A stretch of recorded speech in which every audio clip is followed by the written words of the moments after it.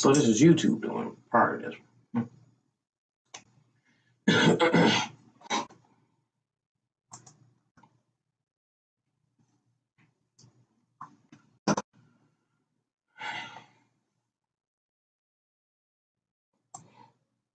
You. Mm-hmm.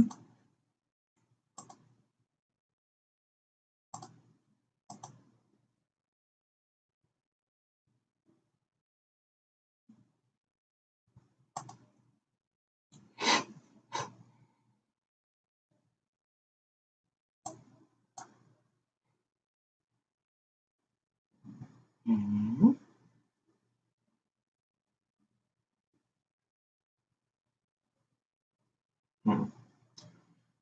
No.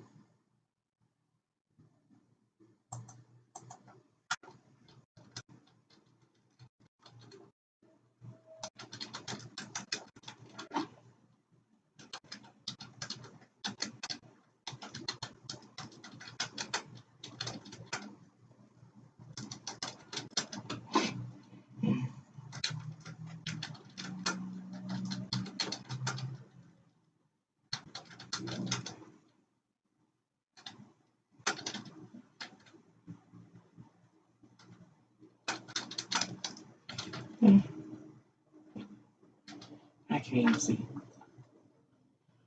Oh, okay, what's this?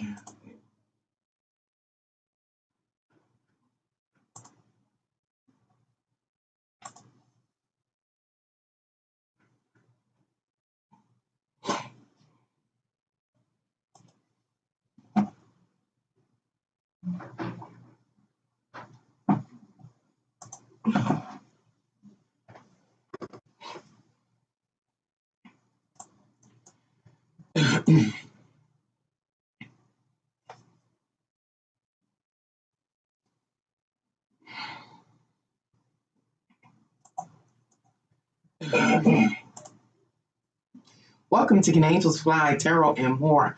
I am Nancy, or my name is Nancy, and they cannot stop me. They cannot stop me. Anywho, I'm back. I'm live. I'm not ready to go to sleep, so I'm back here to finish talking about what I've been wanting to talk about. In the first part of my live tonight, I talked about a very specific, a grouping of people that are on a mission to satisfy their sense of superiority. That's the word I should have been using. Superiority. Okay. Now at this time, I'm moving forward, and I want to talk about my entertainment experience. I have been attempting to pacify myself, to entertain myself through watching programs on either Amazon Prime, Hulu, Netflix, you name it, it doesn't matter. I really haven't been able to find much of anything that is of interest to me. I think I've watched everything that has been of interest to me over the course of my life when it first came out. Most recently, the series that I'm following is American Gods. Is a season 4, I think. Where's that? I've been watching American Gods, and I say that. That's okay.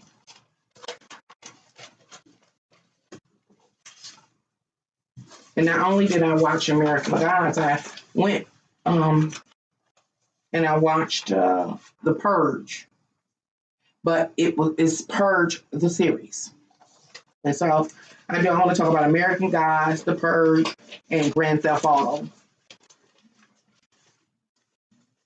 And the reason why I'm talking about these three programs that two programs that I watch in a video game that I'm familiar with is because I realized that the powers, the people that are over media are really poisoning the minds of the viewers. Period.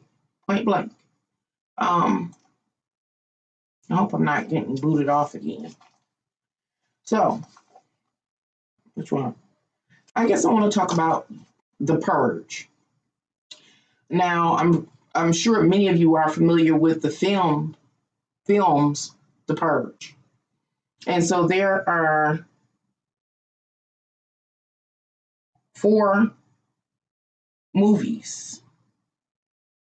films called The Purge. The Purge was first released in 2013. Then in 2014, the next Purge, Anarchy, was released. And after that, 2 years, let me start again. In 2013, the very first Purge was released, the movie The Purge. A year later, the next Purge was released, Purge Anarchy.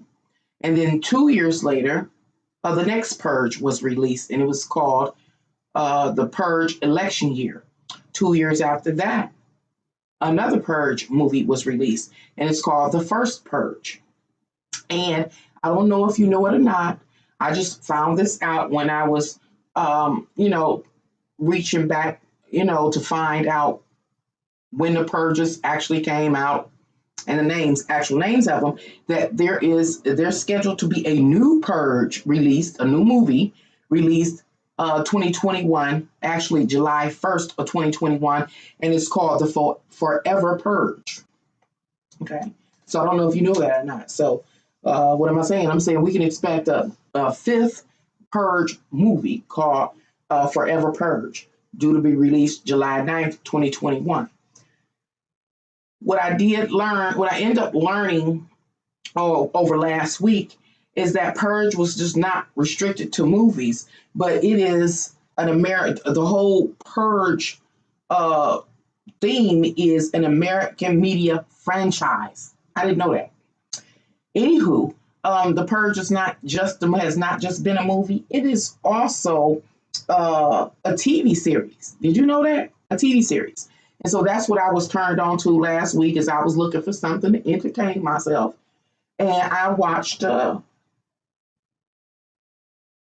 first couple of episodes of the series Purge.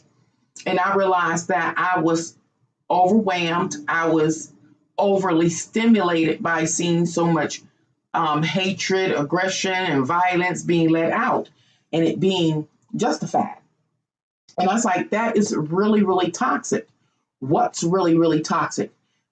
Having the ability to watch an ongoing series about a particular time period set aside for people to harm each other. I'm not going to use the harsh words. YouTube didn't kick me off a couple of times tonight, so I ain't going to use no more. I ain't using no harsh words. And anywho, let me tell you a little bit about this TV series, The Purge. The series came out in 2018. Season 1 came out in 2018, and season 2 came out in 2019. Again, that's an ongoing series of people that harm each other. That is so toxic. And to continue to see something over and over again desensitizes a person to what they are witnessing and or experiencing. And we're talking about extreme violence against other people for whatever reason. A person justifies doing it, And in the series, I think it was in season 1, maybe about the 3rd episode or the 4th episode, it opened up with the thing. What is it? The announcement, the Purge announcement, the Purge rules that are read at the beginning of every Purge session. And so I just want to read it because it's, again, I'm talking about toxic entertainment at its best. So what am I about to read? I'm about to read the Purge rules. It says, this is not a test. Oh, let me set up the scene. So in the TV series The Purge, I think it was season 1, episode 3 or 4, I'm not exactly sure. It opens up the episode with a woman who's coming in to audition to read these rules of the Purge. And so this woman gets up. She has a wonderful speaking voice. Well, if you've ever saw any one of the media franchises of the Purge, you've heard her read the rules to the Purge. Her. And so she actually went to an audition and was selected to be the one that, recorded the rules to the Purge to be played every year before the Purge commences. That's how this episode opens up in the series. Anyway, let me read the rules to the Purge. This is not a test. This is your emergency broadcast system announcing the commencement of the annual Purge, sanctioned by the U.S. government. Now I got to stop and say, I wonder if YouTube is going to flag me or shut my video down for reading this, because it's very disturbing. But if they do, that says something. It's okay for, what it suggests to me? It would suggest to me that it's okay for the powers to create these various forms of entertainment or film that are toxic to people's psyche. But when just a general person, a basic person talks about it, then it's, possibly breaking guidelines, community guidelines, because it talks about harming someone. But this is, again, a read from the franchise, The Purge. I start again. This is not a test. This is your emergency broadcast system announcing the commencement of the annual Purge, sanctioned by the U.S. government. Weapons of Class 4 and lower have been authorized for use during the Purge. All other weapons are restricted. Government officials of ranking 10 have been granted immunity from the Purge and shall not be harmed. Commencing at the siren, all crimes, including, I'm going to say red rum, spelled backwards, will be legal for 12 continuous hours. Police, fire, and emergency medical services will be unavailable until tomorrow morning at 7 a.m. when the Purge concludes. Blessed be our new founding fathers and America, a nation reborn. May God be with you all. That's interesting. That the reading of the Purge rules. Anywho, in that season 1, I think episode 3 or 4, I'm not even sure. Again, by the time I got to episode 3 or 4, whichever it was, I was really just shaken and disturbed. I felt that watching that series was disturbing me. It was making me feel very uneasy that, entertainment, the people that are, over providing us entertainment are so careless and emotionless. They lack an emotion. Or, they just don't care, because most of us know that there are a lot of emotionally unstable and sick people in the world.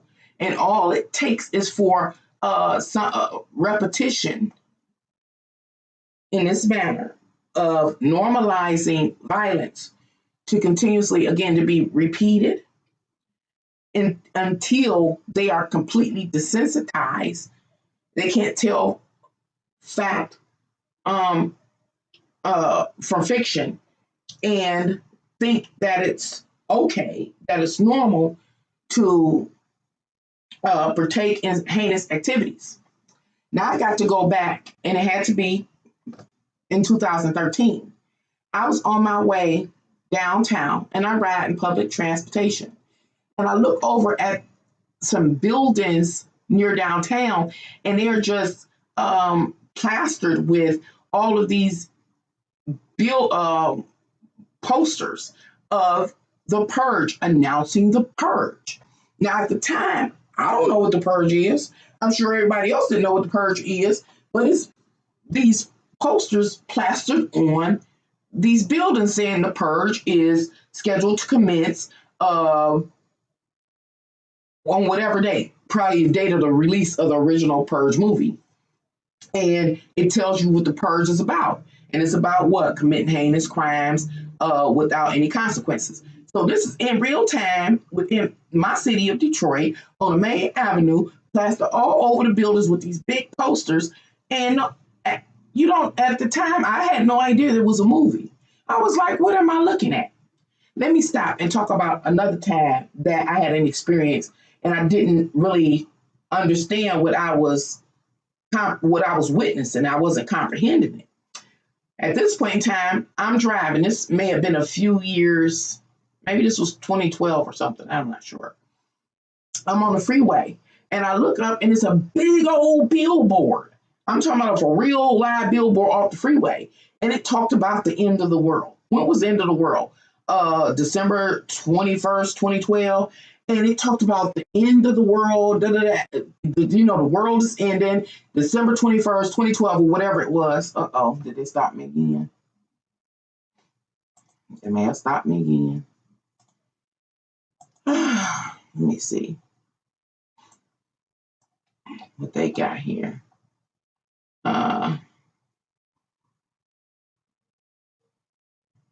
2012. And I'm riding on the freeway like, what am I reading? But I remember my heart starting to palpitate like, what the mean about the end of the world?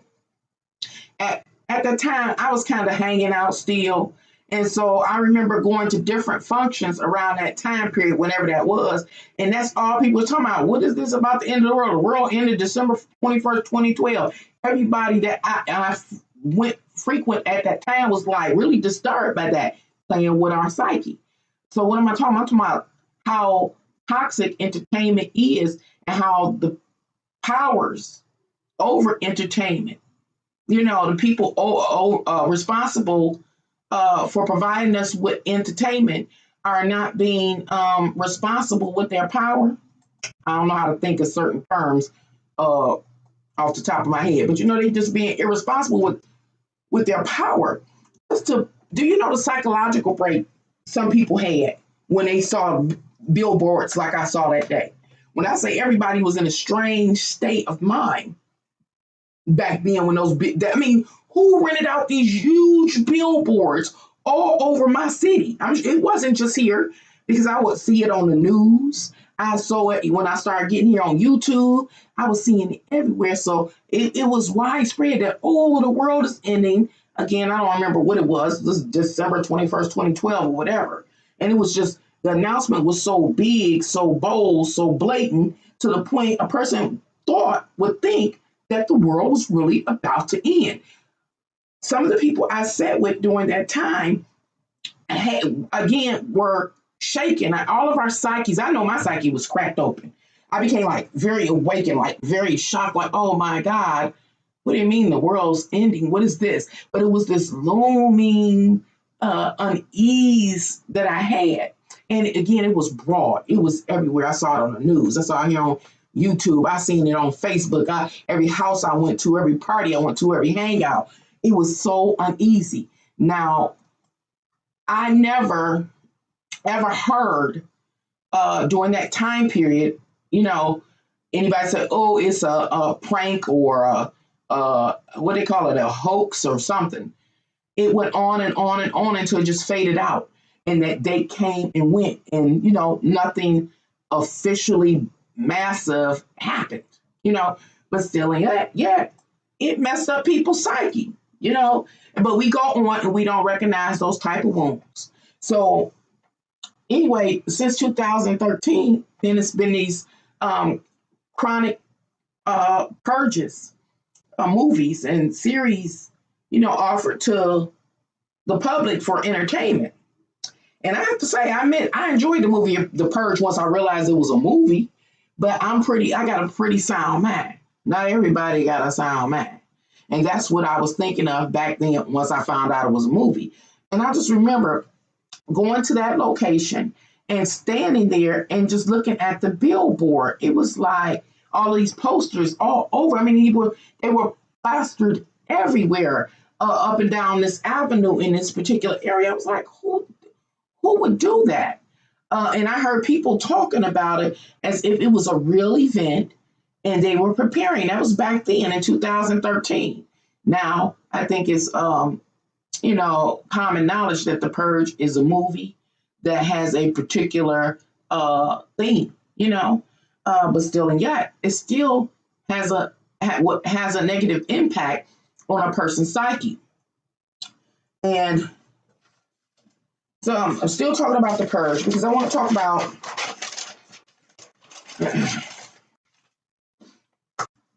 I don't remember the Purge, the anarchy one, but I remember that election year Purge. And I thought that was absolutely horrible. Again, I felt like it was horrible because it was, again, normalizing violence or heinous crimes against whomever a person had it out for, including in a political figure, you know, during a political year. And so those are like suggestions as well. I can't even say they're subliminal. Those are like open, blatant messages pushed out that are being pushed out by this American media franchise known as The Purge. And then the first Purge. I remember when the first Purge came out, and I kept hearing it was the same experience I had when I saw those billboard signs about the end of the world. Same experience, emotional response I had when I saw those billboards. I had that same response when I heard about the first Purge. Now, by the time the first Purge came out in 2018, I was already aware that The Purge was a movie. I had seen all of the previous movies. And so now in 2018, here comes this new Purge, and I'm starting to hear about it in the street. You know, hey, the first Purge is out. Like, so when I heard the first Purge, I'm thinking about the very first Purge in 2013. I was like, what you mean it's back out? Yeah, this is what I heard. There was a first Purge that was supposed to come out before the original Purge that we saw in 2013. I didn't understand what people were saying, but it was what they were saying. How can I say this? This is what I'm talking about right now. I'm trying to talk about is how people perceived the announcement of the fourth Purge movie coming out. What do you call it when it comes out? A movie come out. The first Purge movie. The fourth Purge movie. When it came out, the literal name of it, the literal title of it was The First Purge.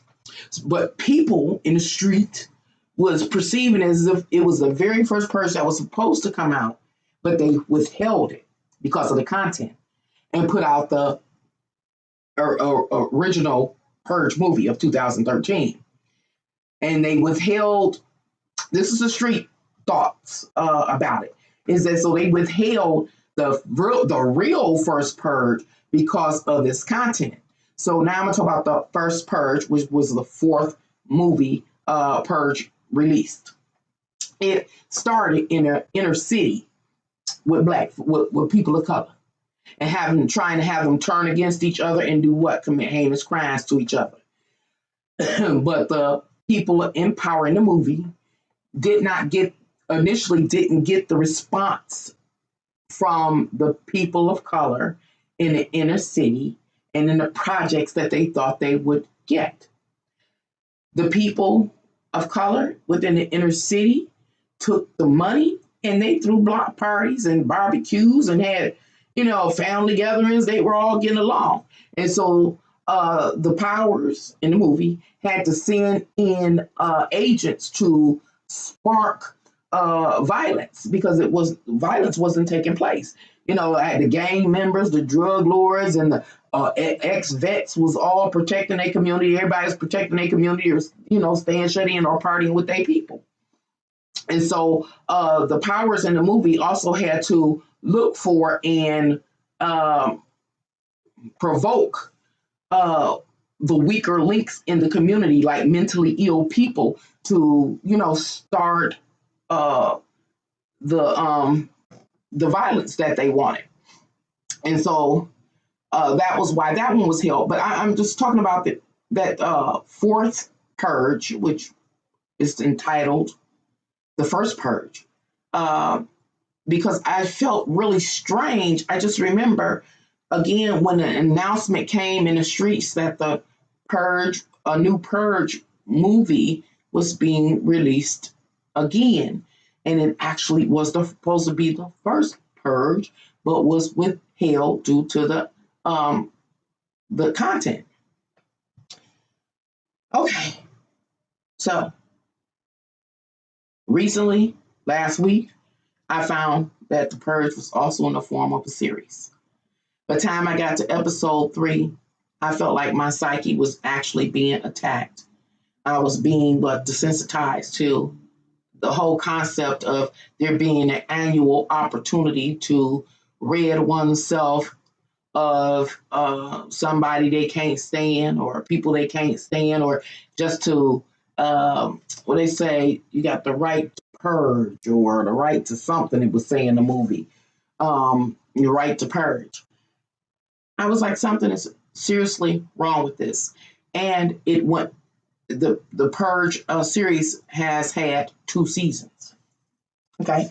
Now, at this time, before I move forward, because I want to talk about American Gods too, I want to go back and just go through and reread the rules to the Purge.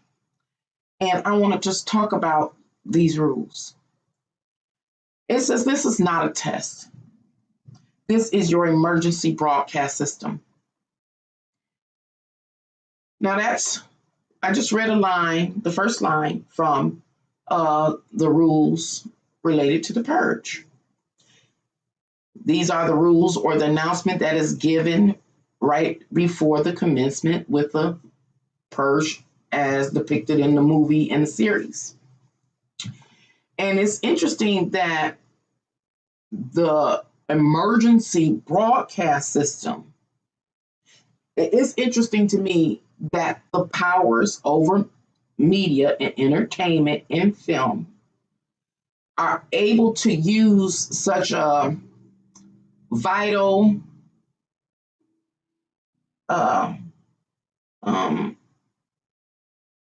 department in our real world construct, which is the emergency broadcast system. See how they made the movie seem so real by having the freedom to reference the emergency broadcast system. Not only that, it is the siren that begins to wail at the close of the reading that even further solidifies that it's real when it is, in fact, is not. This is one of the reasons that we live in an age of deception. This is why people are having difficulties telling what is false and what is real. This is an example. And not only is that the case, people are having a hard time refraining from violence. Why? Because it's normalized.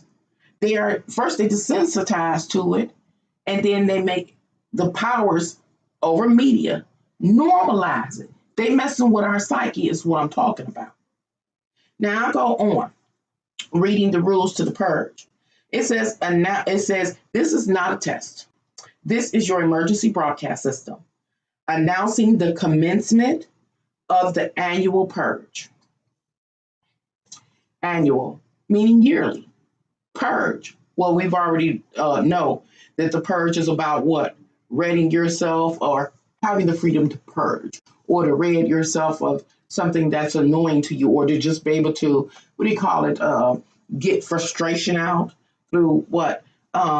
Executing extreme violence. Okay. But the whole idea that humans need an annual opportunity to be able to execute their what do you call it, primitive nature is something that again has a negative effect on the psyche. How am I going to talk about this? I kind of want to talk about the whole idea of an annual purge as a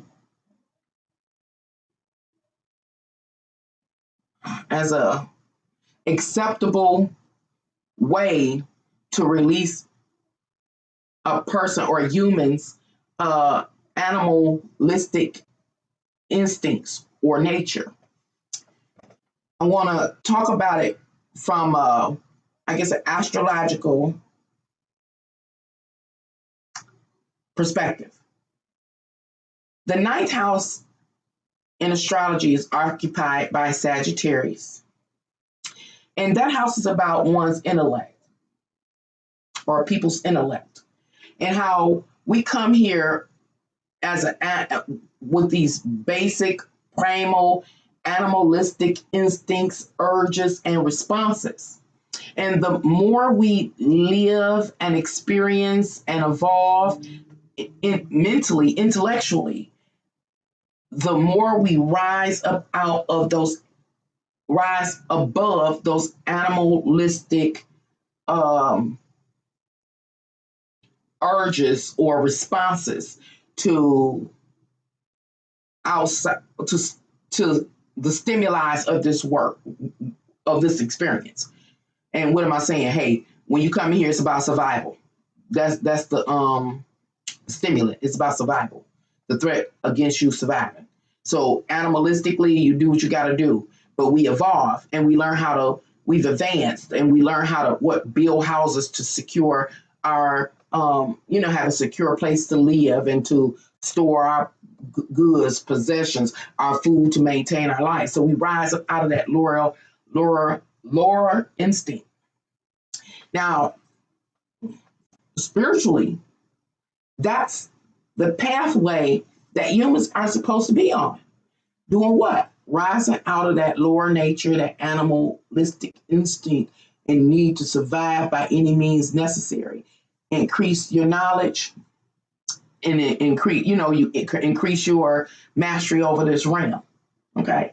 But this announcement here that is offered in these Purge movies talks about diving back, forsaking everything you've ever learned, which is to be, what do you call it, humane, and just disregard being humane and being in your higher self to dive back into your lower nature annually, once a year.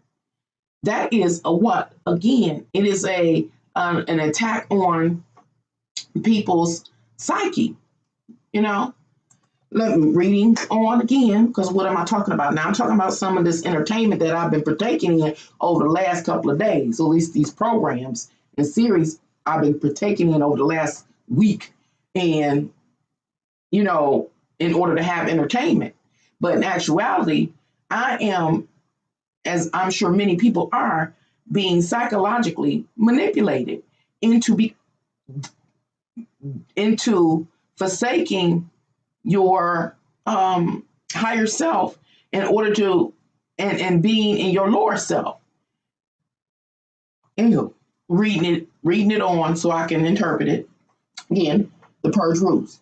This is not a test. This is your emergency broadcast system announcing the commencement of the annual purge. Sanctioned, okayed, set up and okayed by the U.S. government. Okay, now. Okay. Now, here on YouTube, and every media platform, social media platform I know of, they are censoring people left and right. You can't say this, you can't say that, you can't say president, vice president, U.S. government, otherwise you flag. Your video shut down, everything is shut down, taken off, thrown away. You got strikes against you, possibly use your channel. But yet,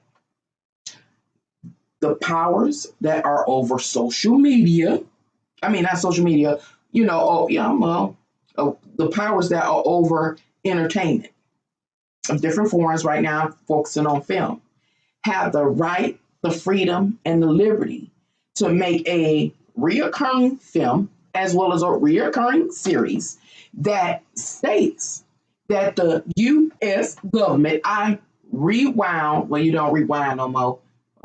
It ain't a VHS, but I went back, rewound the series in order to write out these purge rules to make sure I had it right. They have the right and the liberty in a reoccurring series and film to state over and over again that the annual purge, which is a yearly opportunity to commit heinous crimes without the fear of suffering any consequences, is sanctioned by, meaning set up and okayed by the U.S. government. That's what it's like, U.S. government. Okay. I'm still reading the rules of the purge. And it goes on. It says weapons of class 4 and lower have been authorized for use during the purge. Now, what I haven't done is looked at the laws, maybe federal laws or something, over weapons and what their categories are, as mentioned, as stated here in this purge rules. It says weapons of class 4 and lower have been authorized for use during the purge. So let me talk about some of the weapons that I've seen in this movie's purge, in the series purge. I have seen machetes, knives of all kinds, machetes, knives, whatever. I have seen, I think I've seen somebody use a fish hook or something. I've seen chainsaws. I've seen guns of different type. I've seen flamethrowers. I don't know. What have you seen in a movie or the series Purge that are considered class 4 or lower weapons? Which is interesting. Once again, that the powers, the creator of the media franchise, the Purge, have the right, the freedom, the liberty to announce consistently over and over again, every time there's a Purge movie or series, that weapons of class 4 and lower have been authorized for use during the Purge. That suggests then, I'm not going to say some things because the film didn't say it, and then I might be irresponsible, because words are tricky and the organization of them are. But that suggests then that a group of people sat down and determined what was legal for that night, for the night of the Purge, and that which is illegal for the night of the Purge, which is interesting to me. And I'm going to leave it alone so I won't say nothing wrong. I continue reading the rules. It says all other weapons, anything above class 4, are restricted. You can't use them. It says government officials of ranking. This is the part that's also really crazy. Again, it's programming people's minds. Government officials, now, I say it again, government officials, I got to say it one more time. Government officials ranking 10 have been granted immunity from the purge and shall not be harmed. So this announcement comes on annually, these rules to the purge. And they tell the public, hey, you can go out and wreak havoc and you can commit every heinous crime, but just don't mess with no government official that ranks higher 10 or higher. So any other government official 9 and below, you out. Your behind is out if somebody don't like you on purge night. But I find that really interesting, that part of the rules, because in reality, that's what we allow to go on. I use in prior lives an example of this kind of rule playing out is all of these people with power and excessive wealth. Nobody gets to touch them or say no to them. An example is like the American head physician. Nobody can say no to them. Or I gotta say it, or the queen and all of her bloodlines conquest and colonized areas and all the excessive wealth, owning all kind of land and by extension the people, but nobody can say nothing to her. And I got something to say about that too, you know. And it's like it's an unspoken fact. Now, it's in the movie The Purge and in the series of Purge, they announce it annually, hey, any government official or higher, the government official ranking 10 or higher, you can't touch. You know, so they constantly announce it. It's like an unspoken truth in our reality. We never go have these people be held accountable. And what do I mean by being held accountable? Well, one of the things that has been trending is information about Bill Gates and him being the biggest farm landowner. Who sold him the land? Who gave them the right to sell him the land? And how is he taking all this land when people that have been farmers for generations then lost their land? Huh? But we don't say anything. Something's wrong with that. What am I talking about? I'm saying, hey, we're being programmed. We are being programmed. And it is obvious in our real time life. Now, in the movies, they are stating it blatantly. In our reality, unspoken truth that we uphold every day by letting these people in power hold their power and abuse their power and monopolize this earth and all of the natural resources that are here. Each person can only wear one pair of pants. You know what I'm saying? So why then do they have a whole, what they call it, a textile factory or whatever you call it, you know what I'm talking about? Why then do they? Matter of fact, they don't just have one, what they call it, textile, what is it called? You know, make people that make pants, factory. They may have a whole country of people making them pants. And we let that go on. Make that make sense. How do we, I just seen today, I don't even know what I was watching. Got to be careful with the TV being on and stuff like that. But I saw a child that was obviously from a third world country, that was malnutritioned, weeping in this, what do you call it, like sitting down like a little monkey with dirt and flies all over it. How do we allow this to take place? How do we allow this to take place? And there are a few billionaires, even trillionaires in the world. How do we allow it to take place? I want to stop. Before I continue to read on about this purge, I want to talk about the Queen. I did a natal chart reading of the Queen. her birth chart. And it talked about the birth chart of the queen. I don't want to go into too much detail because YouTube seems like they let me float at this point in time. I don't know what's going to happen afterwards, but they let me float at this moment.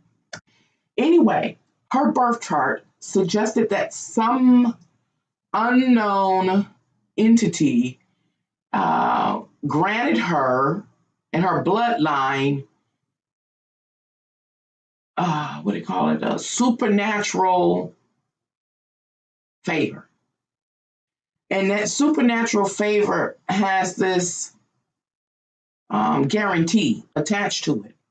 And it seems like it was saying, the birth chart was saying, that the supernatural being that granted her bloodline all of its influence, if anything or anybody ever challenges your bloodline and whatever rules you say go in this world, then all hellfire will rain down upon them. You know, like they wish they had never been born. So the birth chart, the information in her birth chart seems to suggest that her bloodline is attached to something that is can lead to an apocalypse. I think that's the word, apocalyptic experience. Something that humanity could not come back for. And I try to say it in that dramatic way because that's exactly how it's seen in her birth chart. And I bring that up because, again, it says here in the Purge rules, it says any government officials of ranking 10 have been granted immunity from the Purge and shall not be harmed. Same thing it was basically saying in the Queen's birth chart. This entity says, whole bloodline, y'all covered. Don't worry about it. Don't worry about it. You know, we got you covered. If anybody ever challenges you, they wish they hadn't. Meaning, apocalyptic hell rain down. I'm talking about to destroy this whole earth kind of energy.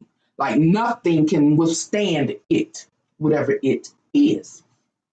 And I bring that up because, again, it's this unspoken truth in our reality that we don't challenge, we don't rally together. Humanity doesn't rally together to move against these high people with really high social rankings. They just do what they want to do. And if it, I ain't gonna say that. If it harms humanity or a portion of humanity, it's okay, you know. But something's wrong with that. Something is truly wrong with that.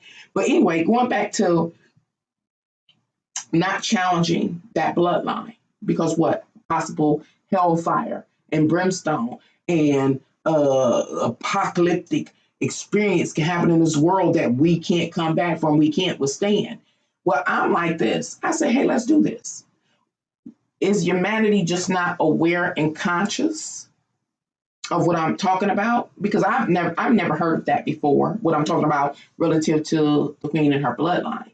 But that's what I saw in her birth chart. So my thing is, I want to see it. If humanity could come together and, again, you know, hold the powers accountable, hold their foot to the fire. When I say hold a foot to the fire, I'm saying, hey, make it make sense to the masses, to humanity, how only a few are running everything. And then there are those that are suffering in third world countries, et cetera, et cetera. You know, make it make sense. Make it make sense how some people never, ever, ever have to worry about hunger or homelessness or the utilities getting cut off, et cetera, or they getting the best money. Make it make sense. You know, that's what I mean, make them hold their feet to the fire, take them out of their, you know, make their comfort zone uncomfortable. You know, make it where there's nowhere in this world they could go. You know, answer these questions that we have concerns about. Or is it just me that has these concerns? Anywho, and if the result is, I guess people ain't ready for this, true hellfire and apocalypse, then let it rain. You know, let it rain. what I'm seeing from the Queen's birth chart, and what is covering her bloodline, is that humanity, the truth is, humanity wouldn't be able to withstand it, and humanity would be destroyed. Well, but even if, hypothetically, case scenario, ride this crazy wave with me.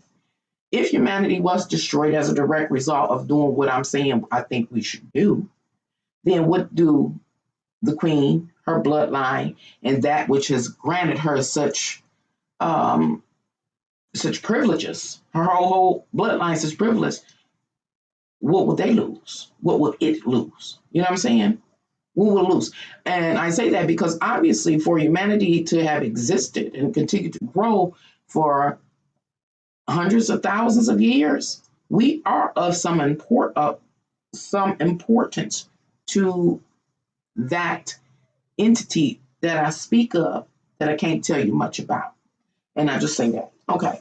Anyway, back to the reading of the Purge rules. I'm going somewhere with this.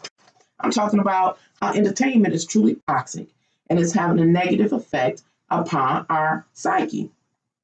Okay. It says, commencing at the siren, all crimes, including red rum. If you're older, you know where red rum comes from. It comes from the movie The Shining. And red rum, spelled backwards, is another word that I won't use because YouTube might get upset. So anyway, commencing at the siren, all crimes, including red rum, will be legal for 12 continuous hours. Could you imagine that based on these purge rules, the powers sanctioned for the police, the fire, and the emergency medical services to be unavailable? That's the next line in the rules. Until the next day or to tomorrow morning at 7 a.m. when the purge concludes, when it ends at 7 a.m. Is that something? And it's the siren. If you've ever seen a Purge movie or the series, it's the siren. And after seeing Purge 1, when that siren goes off at the end of the read of these Purge rules, chaos and mayhem and red rum begins immediately. People don't waste no time to drop down into their lower animalistic state. Do you know that says something to people that view the purge? And I've seen all the purges. And this one coming out July 9th of this year, I plan to see too. Thank goodness I got a sound mind. But I'm saying that siren sound and its effect it can have on people. After I saw the first purge and that siren went off, and to see everything that followed in that first movie, is a trigger. Let me talk about this scientific, a social experiment that was performed by some scientists. I don't know what the name is, but it was something about how a scientist was training dogs or something like that to salivate at a bell, when they heard the bell ring. If it ain't no food, just start salivating every time I heard a bell. So it's this relationship that's drawn between sound and a response or something like that. So back to the purge. So when the siren goes off, every single purge movie or every single series, after seeing the first one, you know what's going to happen is what I'm saying. After the very first purge experience, you know what's going to happen. Once the siren goes off and the purge commences, you know what's going to go off. So think about it. How many sirens do we hear in our reality? We have ambulances, we have police sirens, we have fire alarms. And this one, every first Saturday of the month, an alarm goes off, or alert. And so I want to talk about that alert, because that siren in the purge, I know it's not like the siren I hear every first Saturday of the month, but it's quite similar. My whole point is so similar to it could potentially do it like that scientist did with the dog and the bell. Right? The scientist will ring the bell and the dog starts salivating. That if a person watches enough of the purge, this is what I contend. If a person watches enough of the purge, gets used to that siren going off. And then we got the siren every first of the month. I don't know. Most people don't even pay attention anymore. I pay attention, and I have my own reasons why I pay attention. I mark the first of every month in order to stop and pay attention to the siren. Why? Because I realized for a long time I was oblivious to it going off. Hmm? Do you hear it? At least if you're in the United States, I believe it's throughout the United States. I do believe that every first of the first Saturday of the month, the siren goes off, and it's supposed to check to make sure that what the emergency broadcast system is online. Hmm? Now I find that interesting because I'm just jumping everywhere. This is somewhat of an Aquarius rant. As I talk about this series and this movie. But I remember there being an issue. I think it was during 9/11 when people said the sirens didn't go off. Now that's supposed to be an alert that there is a threat at hand, a real severe threat at hand. Alarms didn't go off, and there's been a few other things from the power outages or something like that, different things like that. It didn't go off.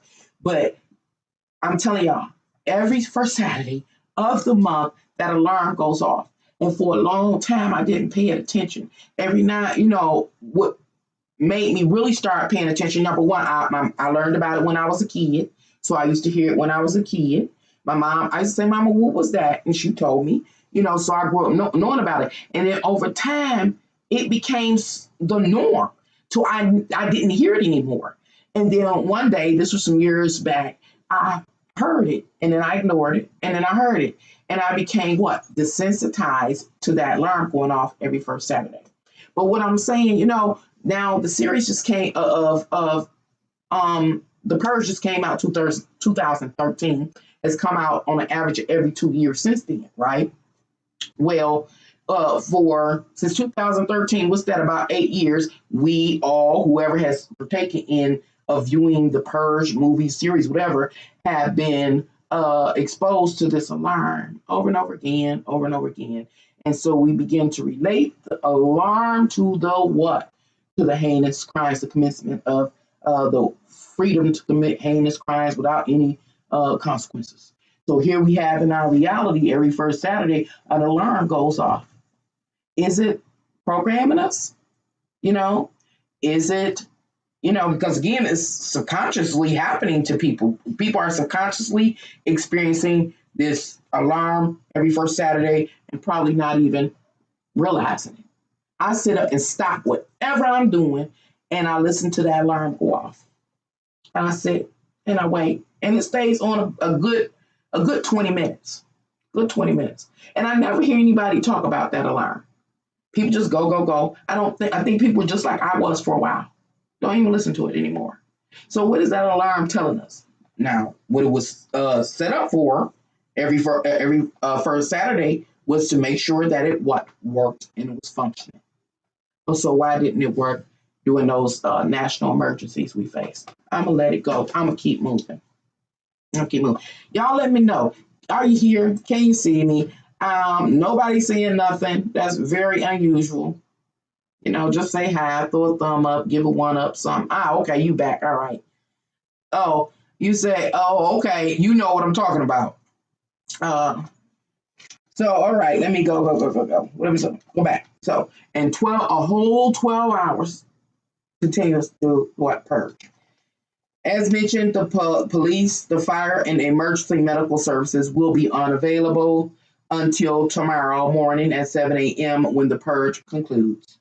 And then it ends, what ends the rules to the purge. It says, blessed be our new founding fathers in America. They had a freedom to talk about or to note or reference or refer to the founding fathers in America. Now, in this actual announcement, it says the new founding fathers, which is concerning because what? We are currently moving what? Or have moved from an old paradigm into a new paradigm. And we are learning quickly that the original constitution that was set up is not covering the people that it used to cover. It's being eradicated, it's being undone. That suggests then that there will be what? New founding fathers. I'm drawing this correlation. Okay. Oh, Lord. And anywho, the last line is, may God be with you all. Now, who is God? And I'm going to let that alone. Because that's a whole another subject matter. Who is anyone's God? What does your God permit you to do? You know what it says? May God be with you all. Now I can't leave that alone. I gotta touch that. Because some people, everybody got a different God, you know. And some people believe in monotheism, one God, but the actuality, there are many gods. There are many gods, and people worship their own God. Now, some of these folks, God, believe in the purge and give them the power, the strength, the consciousness, the awareness, the ability, the what do you call it? The gall to what? To purge. Because what? It's they right. You know? So anyway, we just gotta be careful of entertainment. Now the next thing I want to talk about, I'm gonna jump and I want to talk about Grand Theft Auto before I go into American Gods, and then I'm gonna let y'all go for the night. I just don't feel like going to sleep. I've been sleeping just a little bit too much.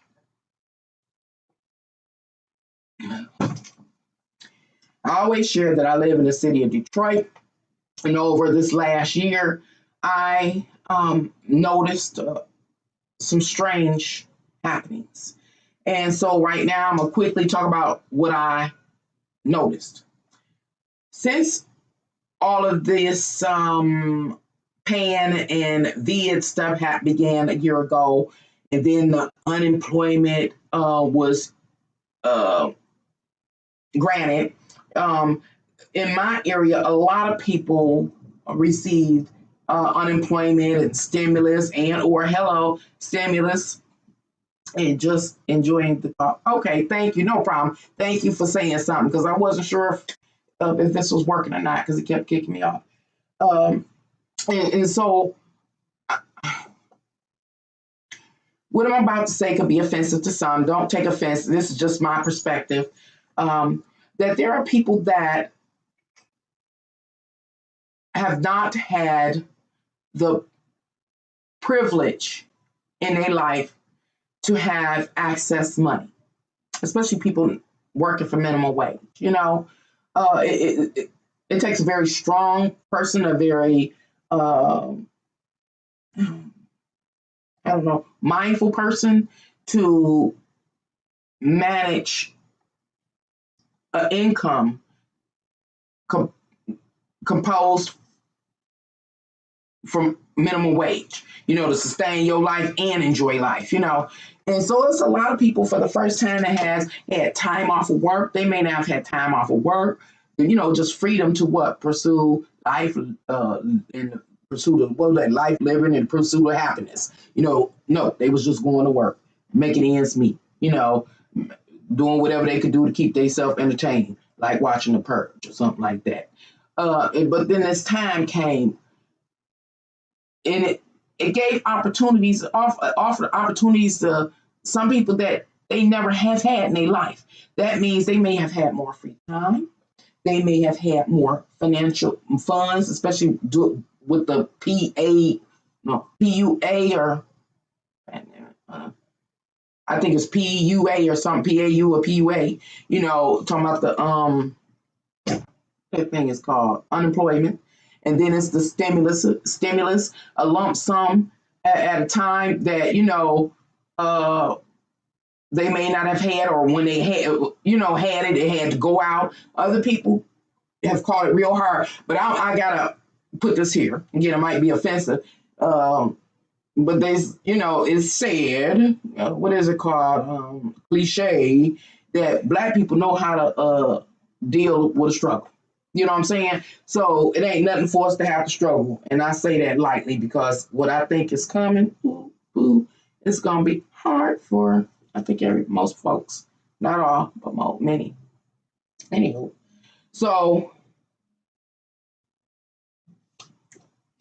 the struggle has been real.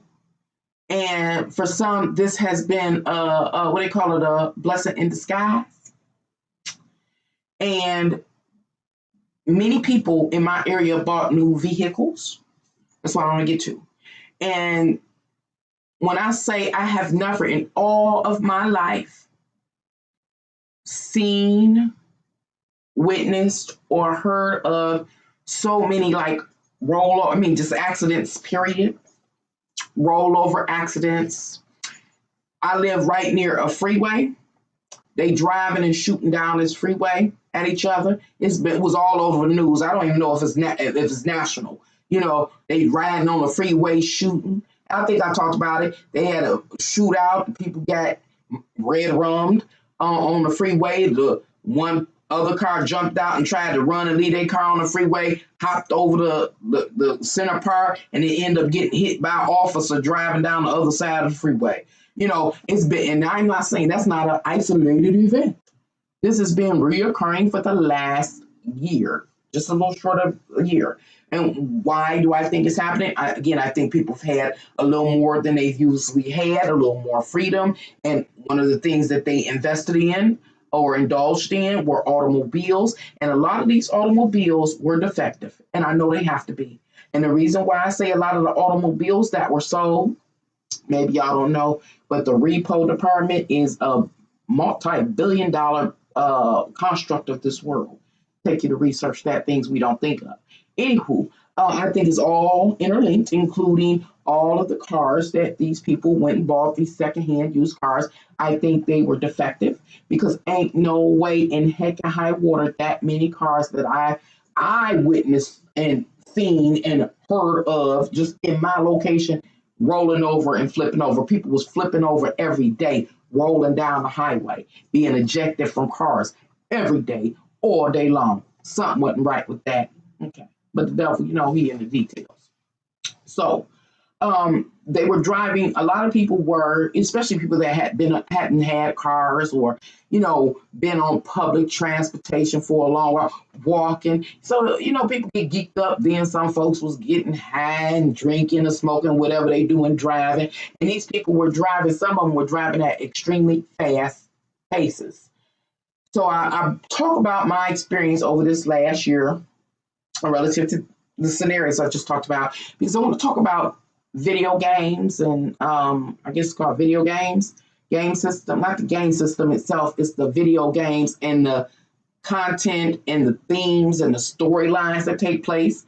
And it was one video game I couldn't think of. I was trying to talk about 2 weeks ago here on my channel. It was the Need for Speed.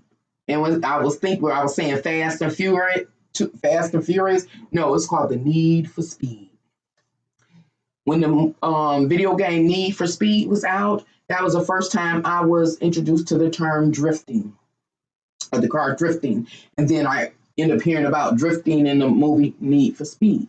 I mean, Too Fast and Furious, Fast and Furious. So in this video game Need for Speed, the perspective was as if the gamer is sitting in the driver's seat, so you don't see the car, unless you adjust the camera. You don't see the car. You're just in the driver's seat with, the joystick, and you driving and you going through a town, let's say, I don't know, Paris. And so it has these obstacles, which is basically public street. And I mean, I don't know what the speed thermometer was, but let's say 120 miles per hour, and you got this, and you also got the nitro, you eat the nitro, oof, and really jet off. So anyway, with this game Need for Speed, it was almost like going through what's it called? A floor, what if the lights called? Florence, fluorescent, fluorescent. I haven't used that word in a long time. I can't say it or think of it. Lights. That's all you seen was these streams of lights because the car, the perspective is that the car is moving so fast. And I couldn't play it. I was running into everything, so I could never get up to a high speed. But my kids, they could play it like seamlessly, and it would play the music. You could select whatever music you wanted to listen to while you playing. So they'd be jamming, sitting back, chilling, and driving whatever car they designed or whatever, and they drift and everything, which made the car never broke down in speed. It would just drift and keep it moving. And all you seen was the lights and the music playing. And it was a really entertaining game, but I'm a conscious person, so I'm aware of the psychological impact it is having upon me. But for a person that's not awake, nor understand the various tactics that the powers use to program our minds, is susceptible to do exactly what the powers are programming them to do. And in this, in the case relative to that video game Need for Speed, was to say when you get in a car and you feeling yourself, then you have these capabilities to move at excessively fast rates without having to brake, learn the, like what they call it, this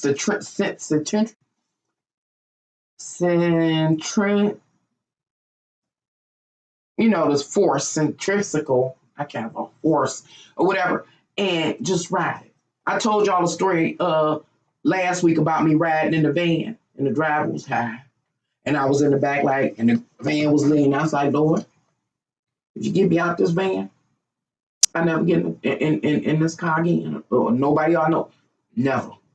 And I told y'all God made me live up to that. Never been back. Few people, as long as they drive decent or I'm driving on. But other than that, mm-mm. And so that's what I'm saying, that type of gaming programmed the minds of the players to do.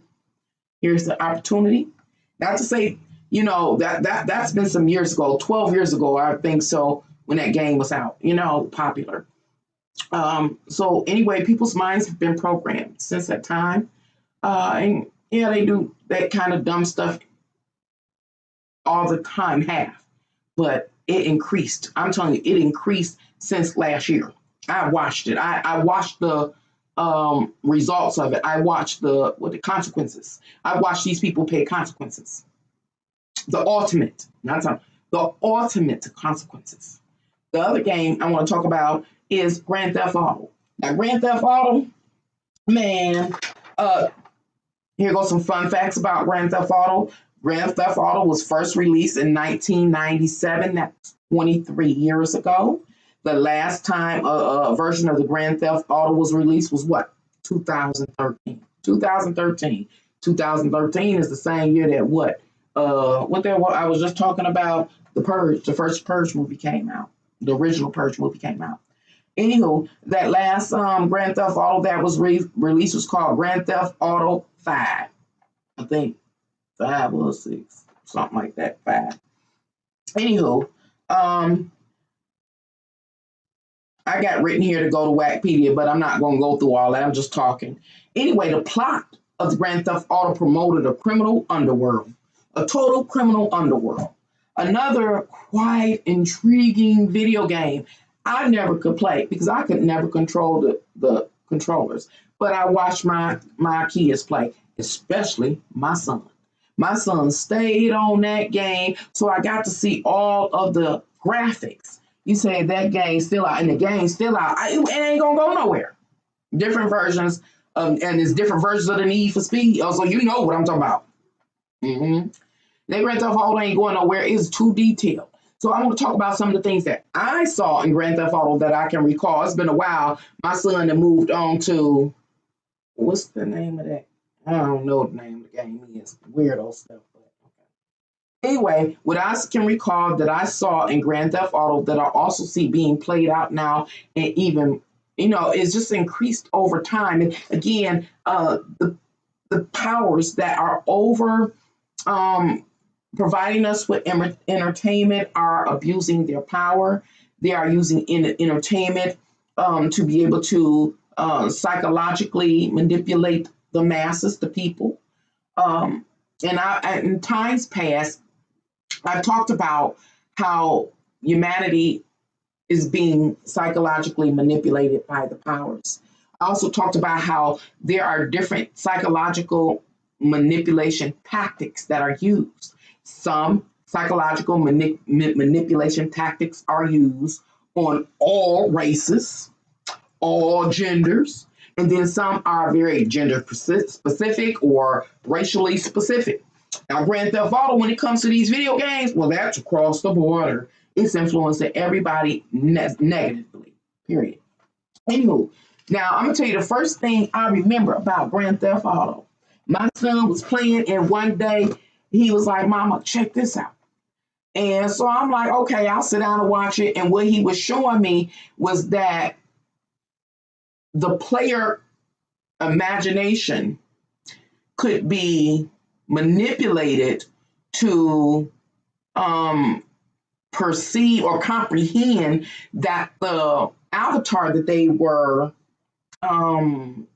manning could pick up a crack whore, prostitute. You two don't get me. I'm going somewhere with this. And ride into the bushes with the crack whore, prostitute, and have a sexual, experience. And the bushes would be like, but see how it plays with the imagination. Okay.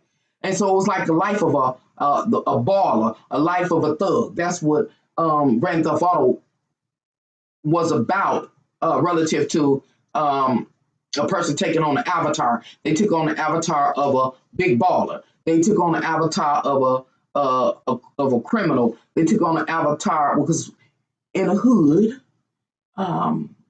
people that shake and move in a way that Grand Theft Auto allowed a player to move is not, looked at as a criminal. They're glamorized, and they're glamorized as what ballers, hustlers, the hustlers. And I ain't gonna go there because I be wanting to talk about that too, hustlers. And if you ain't a hustler is what I want to say, what I'm deterring from. If you ain't a hustler, you ain't a nothing, you a nerd, you a weirdo, or whatever the case may be. You belittled and diminished in certain communities. Anywho, I'm going to let that go. And so when my son was showing me, when he ride up on the crack hole, the crack 304 is what I'm saying, crack 304. She come walking with that walk. I told you was the first signature move or body language that was apparent in the 1980s when the crack hit the inner city. That was, I told you, that was the first thing I saw sitting on my porch, laid out on my mama's porch, because we used to lay outside all night long in the summer. And I told you that one night while I'm out there watching TV, or I was probably watching TV, the woman came up. You got a phone? Can I use your phone? That was the same walk. And I just remember seeing that for the first time and my mouth just dropped up like, what the?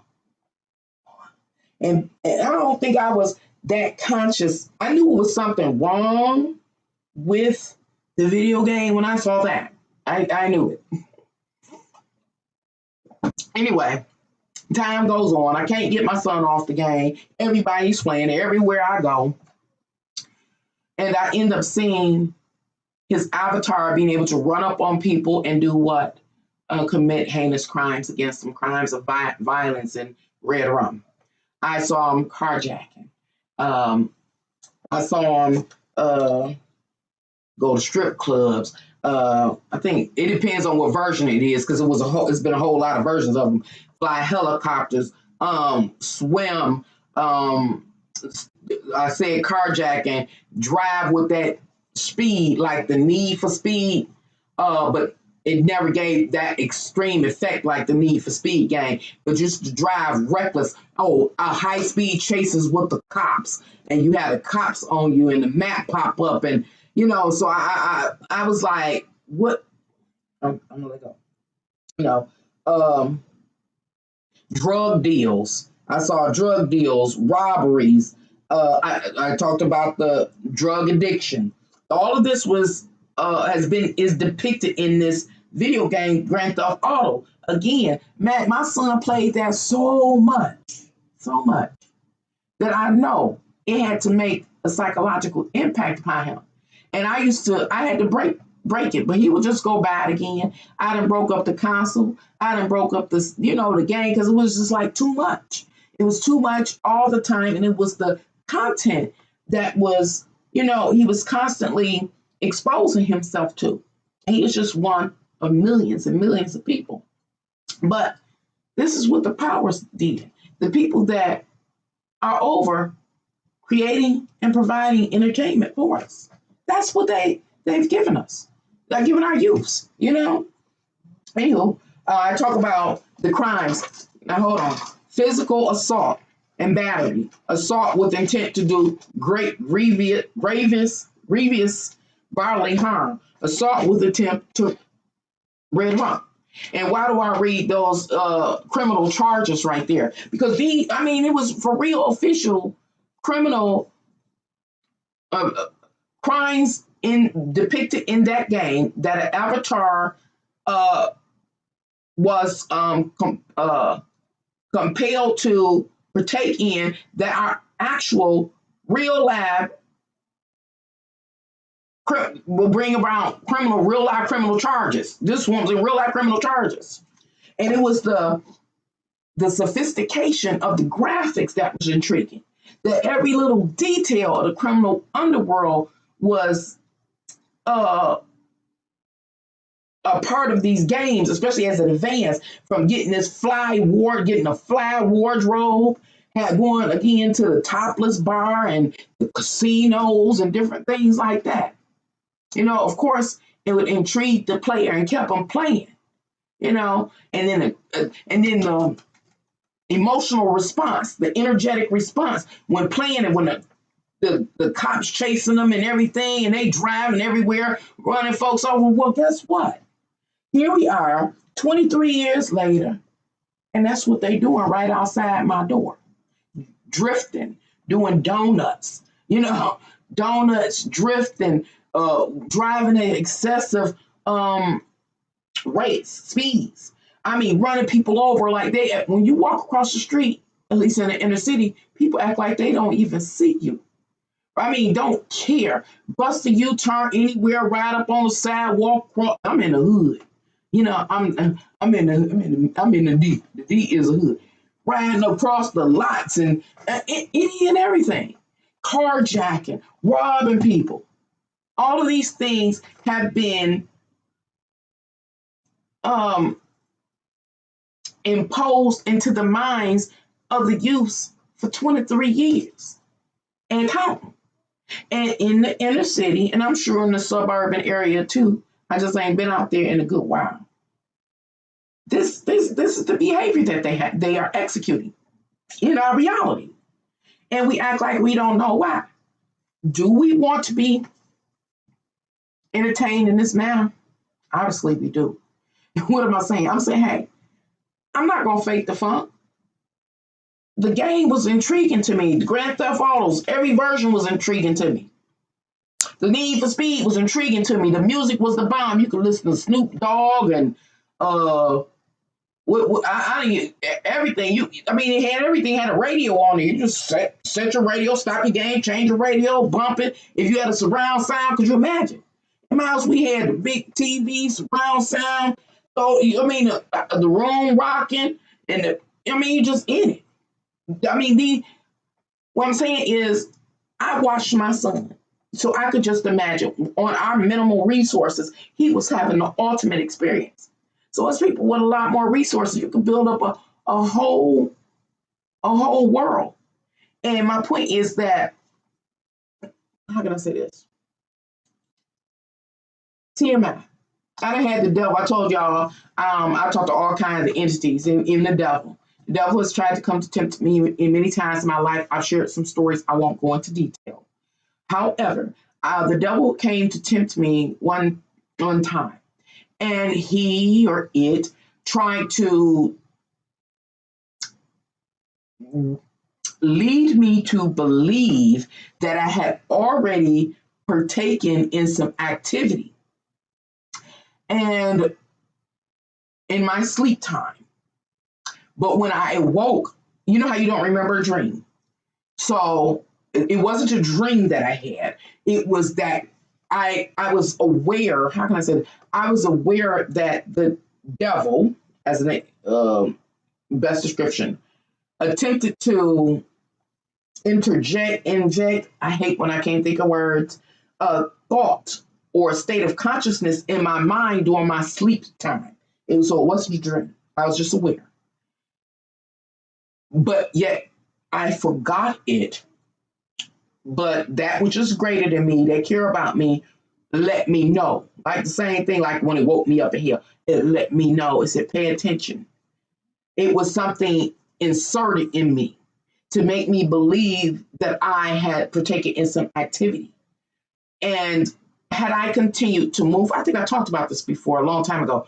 Had I continued to move my life, move forward with my life as normal, I don't know, a day, a week, a year, 10 years, I may have continued in partaking in the behavior that I thought was normal to me, that I already did, that I already partook in, that it was okay, it's just the norm. But in the moment, it was like that next step. I don't know how to describe this experience to you. I'm just trying to ride away with me. The next step I took, I was aware, I was like, I had to step back like, hey, that's not me. That's not what I resonate with. That ain't how I flow. That ain't how I move. And at the same time, it's like I'm being ministered to by something that's greater than me, that really cares about my well-being. And the whole thing is it squished the lie. It snatched that seed that was planted to me, like in the wee hours of the night in my subconscious. I don't know, again, not how to explain it, that the devil planted there, hoping that he had planted it, he, she, or whatever it is, had planted it in secret, and I wouldn't know it was there. And I would live my life and just taking it effortlessly. It had been my norm. And I kept living, whatever, it was. But because, again, something woke me up to this seed that was planted, I literally was able to pluck the seed out in my real time life, in my waking time. That was an interesting experience. I wish I could articulate that much better, because that's something to look out for. Anywho, I share that because I forgot. I took so long. However, but back to the games and the suggest, even the movies and these type of messages that are being conveyed to us are being implanted into us, our subconscious. They're seeds that were planted and are being planted for the intention of them growing and sprouting, as has people's behavior, social behavior. Right now, I'm talking about Grand Theft Auto and the need for speed and what has been happening over this last year. People got money. See, now mind you, let me try to draw the parallel here. The character in Grand Theft Auto, whatever avatar you choose, what is CJ? Choose the avatar CJ. See, in order to be CJ, you got to have wads of money. The first time, some folks got them 1,000, 10,000, 30,000, depends on what they was doing. They got wads of money. They are becoming CJ finally. In times past, they couldn't be CJ. Why? Because they didn't have the stacks of money. They didn't have the wads. They didn't have the knots. You know what I'm saying? But all of a sudden, some got the knots. That's one of the criteria to be CJ. Money allow you to get up out here and do what? Mix and mingle and do whatever you want to do. Then you can get grip what? The gear. Now CJ, the avatar, I think his name was CJ, one of the avatars on Grand Theft Auto. You know, he had a wardrobe. He'd go get a wardrobe, walk in his closet, turn around, brand new, fresh gym shoes on. Today, I rode past, what do they call it, Foot Locker. It was a line outside Foot Locker. Like a line outside Foot Locker. I guess because they can only let so many people in due to our current situation, the pan and the vid. So I guess they're practicing social distancing, only servicing so many customers. So it's a line all the way on the side, down out the door, around the building to get in Foot Locker to do what? Buy some gym shoes, some Jordans or whatever else. I don't know. All I know, popular Jordans. I don't know. Do people wear Pumas, Adidas? I think Adidas making their way back and things like that. So anyway, that's another thing a person can buy because you know the Jordans be running about $200 at least, or some Timberlands or something like that, whatever fit the season. You know, yeah, CJ wore the Timbos, I think. And so remember, in times past, some folks couldn't get that. They didn't have no Timbos, and maybe they had some Payless boots. Maybe they might have had a pair of Timbos, but they wasn't interchangeable. See, CJ wears clothes interchangeably. CJ had the whole closet with all the different gym shoes and the different, I don't know, styles, series, whatever, by year, and all the jerseys and the hoodies and the whatever, the baseball caps or whatever. That's what CJ had. So what am I saying? I bring that up because some people, you know, you might have a few good items and you fill it in with a few, basic items, some bulk up your wardrobe or whatever. It's usually easier for women than for men, you know, because what am I talking about? I'm talking about the socially acceptable norms a little bit right now, depending on what culture you are. In some cultures, you got to wear certain things, certain name brands in order to be taken seriously. Otherwise, you just looked at as a sim or a joke, you know, not taken seriously. But finally, there's some people out here for the first time they had it interchangeable. They had the Timbos and the Jordans and some Adidas, maybe a couple of Adidas of different colors. You know what I'm saying? Fresh socks, underwear, white tees, whatever a person wears, you know, and a couple of hoodies or whatever, a baseball cap to match. People fly and fresh with money for the first time. And they got a car all at once. It go back to this old joke. I don't know if y'all know about this old joke. We said, I got peanut butter, but no jelly. I got cheese, but no bread. Well, that's how it has been for many people, including myself, you know. But I'm conscious. I just, you know, deal with what I got, make what I got work. Where a lot of people are tired of making what they have work. And again, this opportunity opened up. Maybe they don't have to go to work. Maybe they got a little more money. Maybe they was able to, you know, get a stimulus and again get the get some of the little extra bells and whistles that exist in this world. Or maybe it's the first time they got the game console and played the Grand Theft Auto. Finally, at last. Anyway, what am I saying? Some people finally had the opportunity, at least in my area, over the last year to become what? CJ. I think that's the character, one of the characters' name in the video series Grand Theft Auto. Finally, CJ. Fresh clothes, fresh shoes, ready to go out, go to the casino, pull a fly woman, do whatever, you know, is done in the plot, in the scenes or the script of Grand Theft Auto.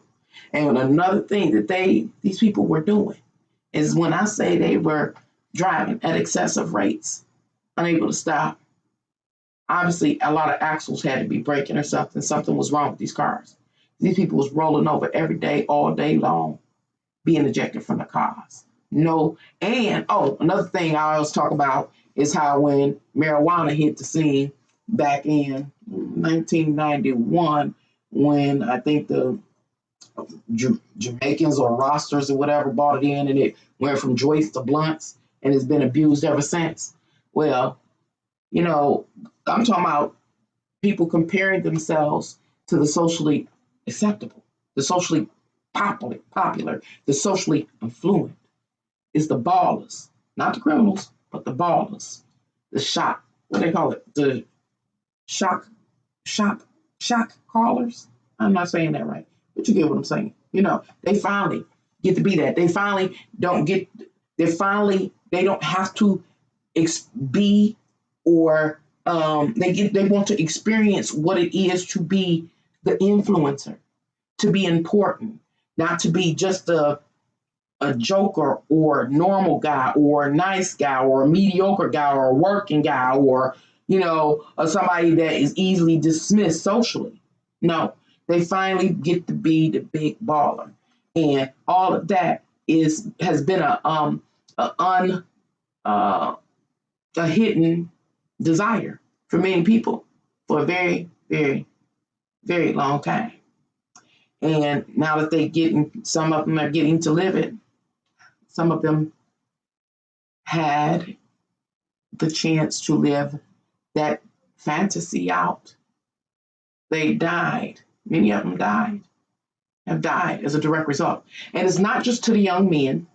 I have to say that. This is where, like, I see the images of, what's her name? Beyonce, Cardi B's, Meg Thee Stallion, and all them other, you know, social influence, female social influencers, where, so just depending on what culture you are, how this ends up manifesting. I'm talking about what manifests in my culture and in my reality, and in my area.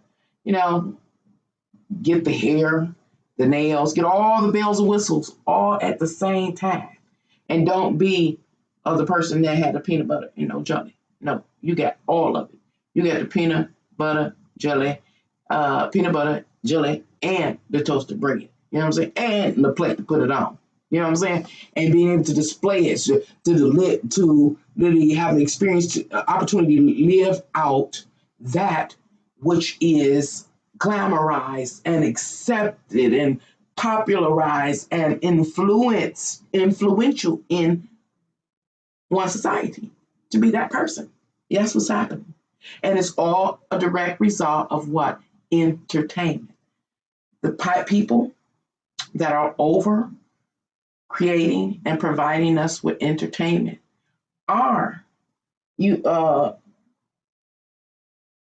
psychologically manipulating people to be what?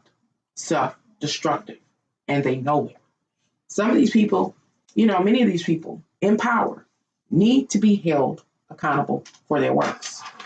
But then, as just an individual, one of many, that creates humanity, we need to wake up and we need to be responsible for ourselves. Now, I've been on here a long time, but I can't leave here without talking about American Gods, brainwashing versus mindfulness. There's something wrong. That there's a lot of people that are completely brainwashed and have no desire to be mindful. When I say no desire to be mindful, I'm saying you can't even point it out to a person to look at certain, very particular or specific aspects of their reality in order to break the brainwashing, to become mindful. People get angry and want to fight with you if you point that out. And it's not just about religion. No, it's about, I'm going to tell you, because I'll tell you, I'm not the most liked person, because I'm an Aquarius, the negative side or the dark side of Aquarius, we think we know it all. And I perceive a lot of things, and I'm a person that talks about what I perceive. So, example, I'm going to talk about TMI for a minute and talk about, this was some years ago, one of my children, they were young adults at the time, friend, a female, came over. And this is when I first met the female. I made her acquaintance, the young lady. And I, looked at her and I, just studied her. I'm an Aquarius, so I can laugh, I can entertain, I can have that ultimate social exchange, but I'm still processing a person at the same time. That's a negative aspect.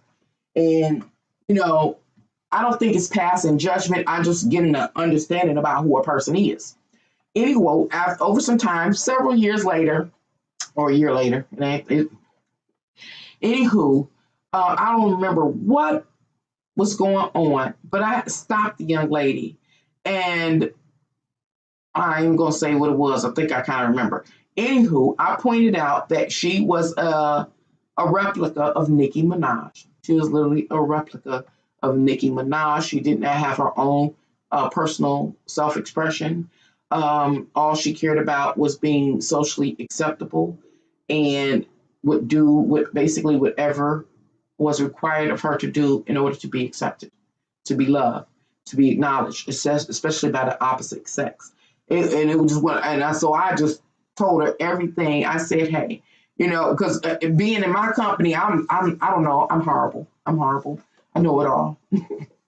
Anyway, I was setting her straight. Anyway, I set her straight. I set her straight. But again, it bothers me when a person doesn't have the self-confidence to be who they are, and to never know who you are, because a person is always these type of people are always trying to fit the socially acceptable, the socially norm, even if they have to forsake their own well-being and their own future, and every aspect that is them. That is so depressing to me. That's one thing I don't ever want to do. It's a lot of things I don't want to do, but I don't want to be like that. Not for nothing. I don't want that. I don't want to lose me to anybody or to anything or to any social group or anything. I don't care what somebody else thinks. I have the capability of going plus size Nicki Minaj if I want to. And in times I have, if I'm going out and it's time to put on a show or something, throw my drag on. But it's not necessary. I started to get on here today with my hair standing up, but I said I'm gonna be on my best behavior. Just start, but I'm gonna clip something on, and I did just that. But I talk about that because entertainment is propagating what is acceptable, and a lot of people don't question it. They won't even try to break it down or process it. See, that's what I'm guilty of. I break everything down and analyze it and compartmentalize it, and then I put it back together. So all I guess I ever really see is like what they call a transformer with all the parts when I'm looking at or dealing with anything. Transformer is all parts, and I'm looking at it as a whole, but I see every part of it. Like, okay. So I'm a weirdo like that. But anyway, what am I talking about when I talk about Grand Theft Auto and Need for Speed? I'm saying the time came that people actually were able to become physically in the reality their favorite avatar that they built over the 23 years since like Grand Theft Auto been out. Many people were able to build themselves up and actually physically in real time be their favorite avatar. Another game I want to mention, but I don't have anything written down here. Another game I had a problem with was the game called Call of Duty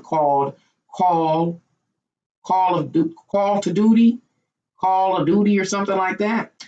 And I think it had a military avatar. Again, the perspective was the player with the controller. Unless you pivoted the camera, you wouldn't see the avatar that you had. And so you kind of just had whatever military grade and what do you call it?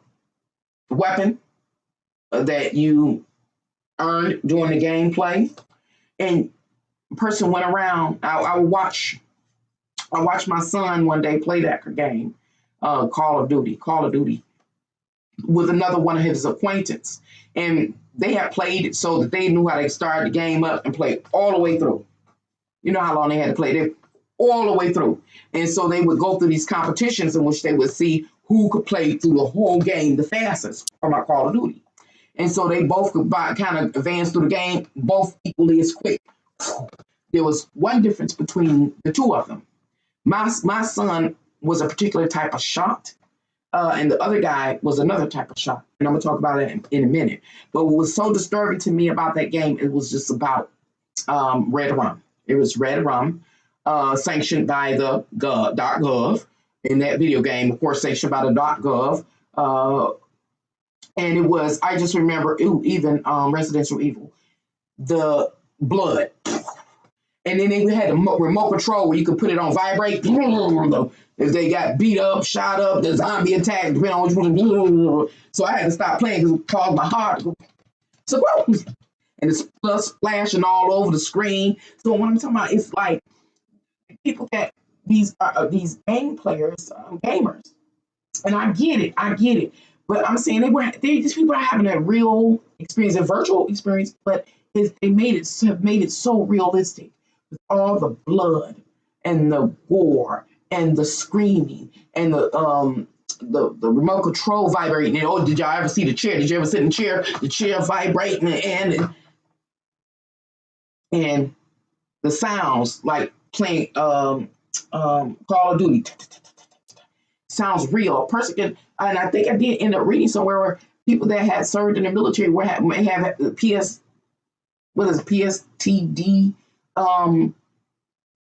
responses or stress to such games, because it's so realistic, like that. Anywho, again, I didn't even look up the Call of Duty, how long it's been out, but I just remember that's all it was. And I don't know how long. I guess it may take a week or something for them to master the whole game, to go from beginning to end, or a week or two or whatever. They master it. So you know how much gameplay time they was putting in. But it was all about Red Rum. And all of their senses, minus smell, but we can say that the sight, the sense of sight. Remember, these are our five senses are import, export, devices into our system, our subconscious and things. So we're talking about, let's say they would play, I'm not even going to guess the hours that they would play when they first get a game. But we're talking about, let's say, hypothetically case scenario, I don't know, would a person work about 40 hours a week? We're going to say they're doing 120 hours a week in gameplay when they first get them. Talking about the Call of Duty. 120 hours gameplay. One ain't go to sleep at night, and so many of these senses are being affected for 120 hours straight, seeing blood, and hearing hollers and a tap tap tap tap tap tap tap, and not only that, the sensation of it vibrating. Okay, so what I'm saying is that people, youngsters or game players, gamers of all ages, it was all ages, but young people are usually more influenced. Or you get what I'm saying.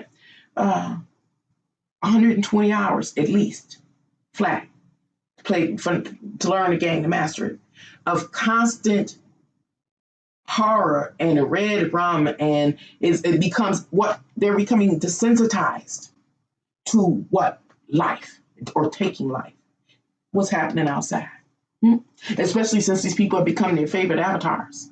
Another thing a lot of people purchase, and I've seen it even here on YouTube, were weapons, namely guns. That's what they purchased over this last year. And I understand why people purchase them, different weapons for different reasons.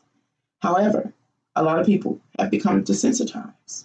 I ain't going to go into talking about something else I want to talk about because YouTube going to get me. So the last thing I want to talk about is my son and his partner that used to play the Call of Duty. And they would, at the end, after they both mastered the game, they would have these competitions where they could see who go through the game from beginning to end without ever getting touched or, red rums or losing a game life in the game. So they got where they could go from the beginning to the end, constant play without getting touched or losing a life. So the last thing I remember, that very last game they played, it was so intense. The whole family sat around and watched it because it wasn't like it was stop and go as they was learning it and having to reboot, start or whatever. No, they knew how to go from beginning of the game to the end of the game, nonstop, barely getting touched, turning their collars up, no remorse, totally desensitized now. All they wanted to do, they knew the mission and they knew every move, every corner, and then they also learned all of the turns, the tricks, just all kind of things. Okay. That last game was so intense, the whole family sitting around, we watching them play. And it was the last shots, the last victory shot, how my son and his homie took their last shots. My son was a person that overkill. He found that last target. This is the last nemesis that stand between them and having the victory at the end of the game. That my son hit that corner, he's like tat tat tat tat tat tat tat. As soon as he turned the corner, he knew exactly where the target was, and he just went tat tat tat tat tat on the target. Boom, game over.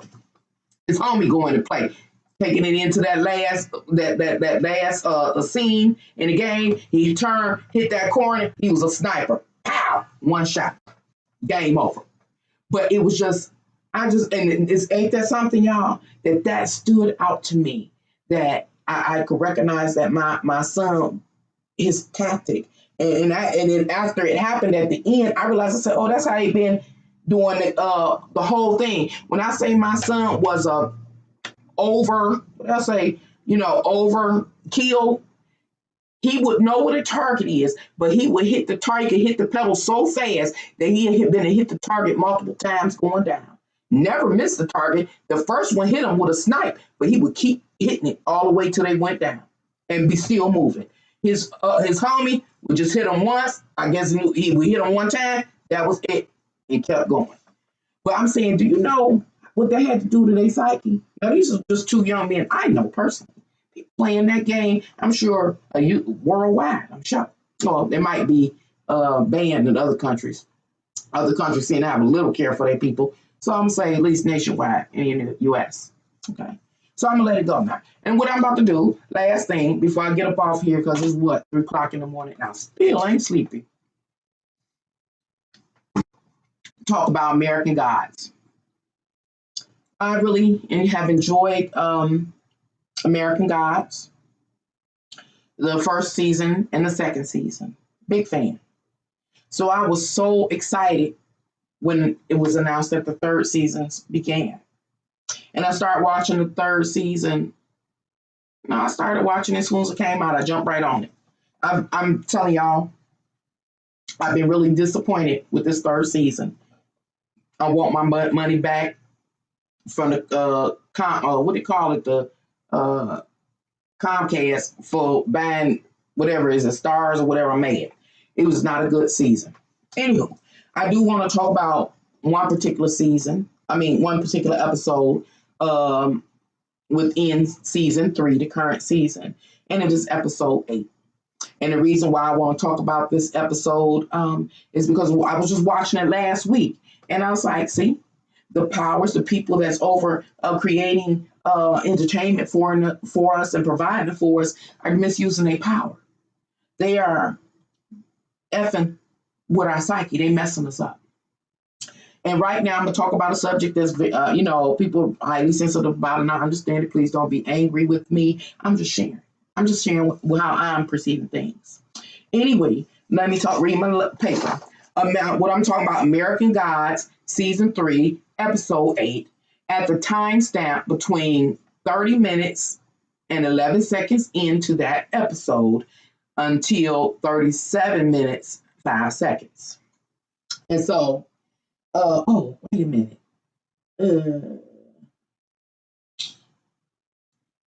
Anyway, this particular episode and the scene that I'm talking about that begins to occur at 30 minutes and 11 seconds surrounds or focuses on one of the primary characters.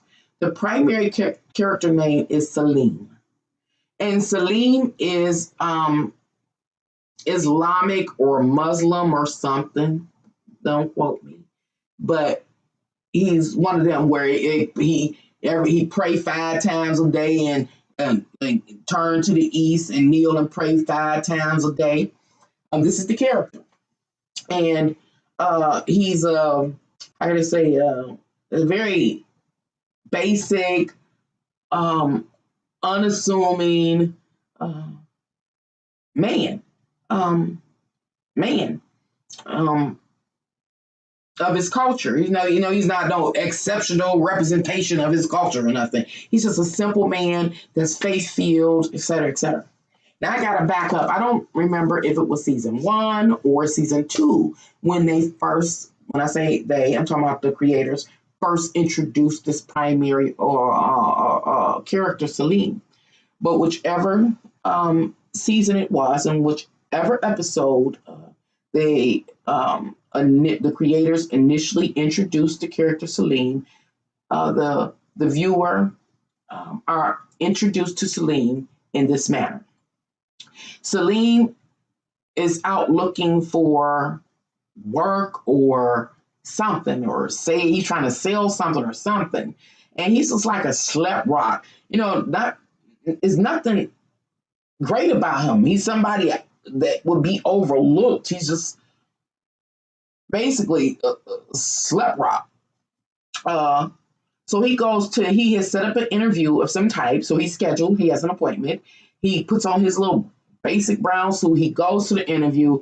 The interviewer does not even have the decency to show up nor see him. Salim sits there for hours waiting for this person. They never come.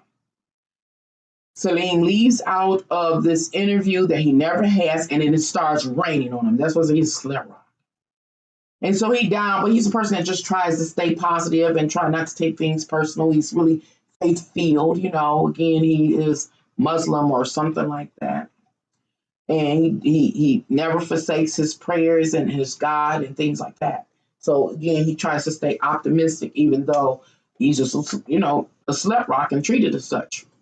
Anyway, so he calling for a cab in this rain. On this rain, it's to start raining. The interviewer has stood him up for hours, and then the cab just kept passing him up, and then one splashes him, and different stuff like that. Then finally, this cab stops, and Salim gets in the car. He's again trying to hold on to his faith and his sense of self-worth, and he's riding in the car. I don't really remember the details, but I remember him looking up and catching a glimpse of the cab driver. And the cab driver, I think that they're based in that scene in New York or something, so the traffic is backed up or something. Anyway, he catches a glimpse of his cab driver. And what he sees relative to his cab driver is the driver's eyes. The driver was, I guess, kind of dozing off because he didn't work, but he looked up like this, like over his glasses, and Salim sees in the rearview mirror the cab driver's eyes burning the flames. Immediately, Salim knows who his cab driver is. His cab driver is actually a part of his, what do you call it, folklore or culture, jinn, a jinn. And that, if I'm not mistaken, a jinn is like a genie, and they can grant you your wishes and things like that. Okay. And so Salim gets really excited about this. But mind you, the jinn is driving a cab for a living, so he's incognito, just trying to be an average person. So when Salim, lets him know, hey, I know who you are. You a jinn, yeah. As the that particular episode I'm talking about continues to move forward, the viewer finds out that Salim who is a Muslim or something like that, faith feel, is a homosexual male. Not only do we find out Salim is a homosexual male, we find out that cab driver, the genie, is a homosexual as well. And how do we find it out? They hook up. And the scene was, like I say, hey, entertainment is something extraordinary. Because I was all in doing that scene, that episode, and them scenes. They had a sexual exchange that was supernatural. It was divine. I mean, Celine turned gold.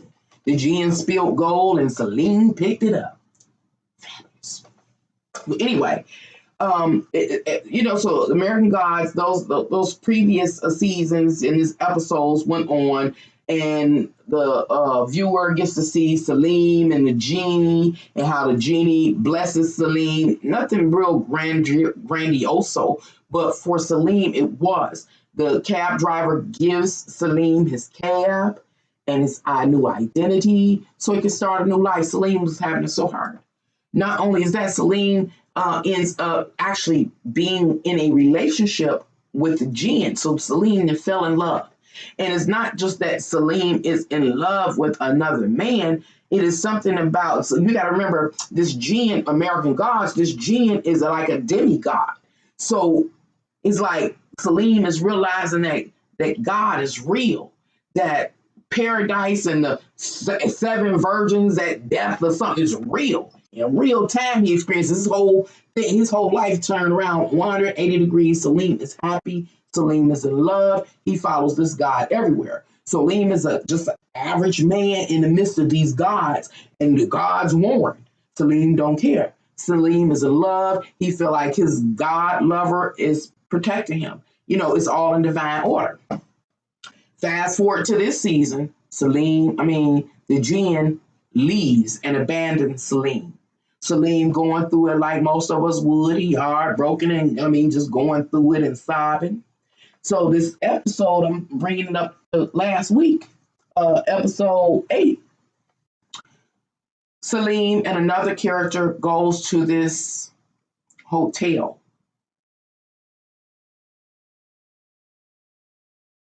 I guess I can say something about this hotel. I need to talk about the hotel. I'm going somewhere with this. So,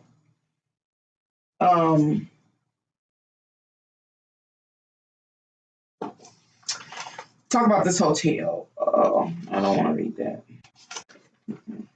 Okay, I want to read this.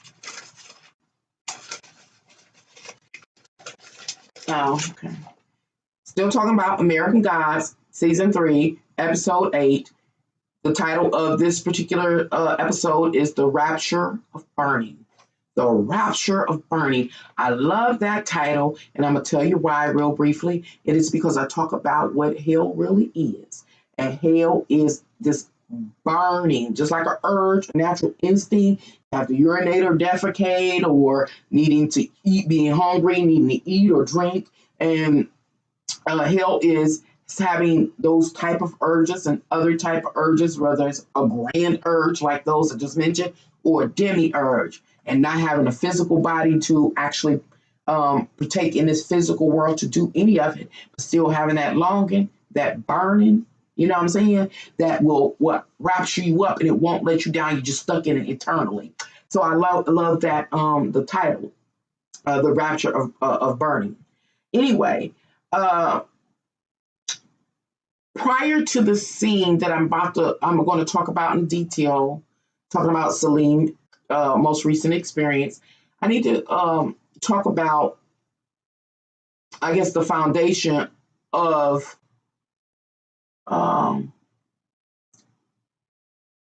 episode 8. There is a part of episode 8 that turns and focuses on a particular hotel. It looks like a really kind of, it's a well-kept hotel, but it doesn't have any business.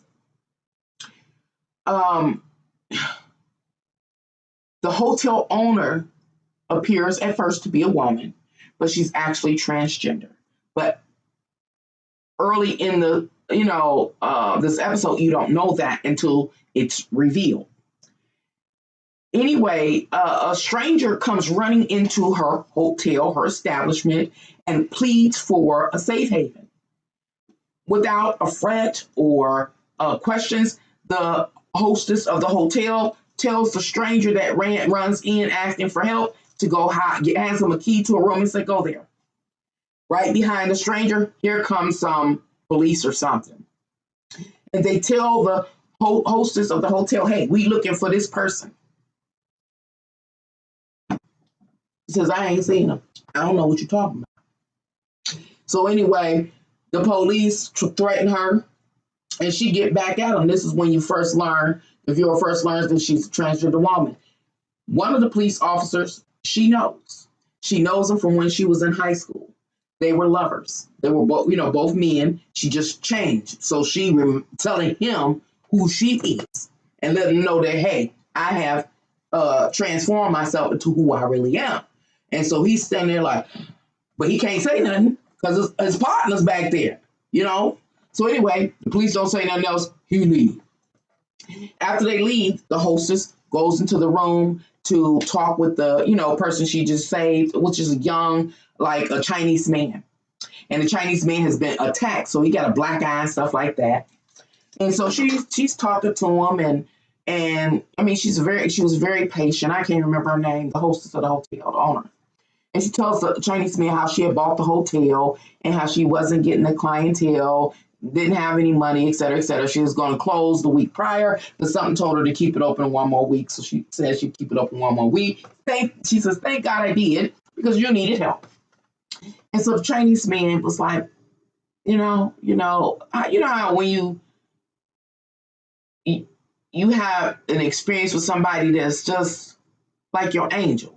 This is how the Chinese man was like, you're a good person, And so the Chinese man introduces himself to her. Remember, I'm watching American Gods. So I'm dealing with what? An American god or demigod. So he introduced the stranger that runs in, introduces himself to the owner of the hotel, the host, and tells her who he really is right off. And he is... let me say what she tells him. The hostess tells this young man, she says, when she was born, they thought she was a boy. And she was currently adorned as a full woman, breast and everything, low-cut blouse, beautiful. She says, she goes on to state how they were wrong, is what she's saying. So they're setting up the scene. Well, the scene has already been set up, and now they're beginning to unfold the scene to let you know that you're dealing with a transgender person. Okay. Anyway, after they, share some intimate details, she shares some intimate details about herself with this person that was in need. Now the person that's in need, the Chinese man that's running away from harm, states these things to her. He says, long ago in China, there was a young man that fell in love with a handsome imperial inspector who had him beaten to death for expressing his affection. He says, but the young man haunted the inspector dreams. Eventually, the inspector built a temple and declared the young man a god and protector of homosexual love. The Chinese fugitive went on and stated that he had been looking for a new temple ever since he arrived in America 100 years prior. So let me recap that. What I'm saying a young man starts telling him this ancient tale from China about a young man falling in love with another man who's a part of the imperial army. He's an imperial inspector. And when he let the imperial inspector know how he feels, the imperial inspector had him killed. That's okay. Because from the other side, the left side, the young Chinese man haunted the imperial inspector. So to the imperial inspector repented and deemed that young man he had killed a god and built a temple in his honor and assigned him the duty of being the overseer of all homosexual love. Okay. And so after the young man shares that ancient tale, he says, ever since that happened, you don't say it's to him, but as you tell the story, you get it that it's him. He says, ever since that happened to me, I've been looking for a temple. Since I came to America, I've been looking for a temple. That's been 100 years ago. And today, I found it in the hotel he ran to as a fugitive, was a fugitive, whatever. And he also found the keeper of the temple, which is the hostess, the transgender lady. Okay, transgender man and lady. Okay. He says, so he goes on to share that he is, and he names himself. Let's see if I can say it. Is Tuasan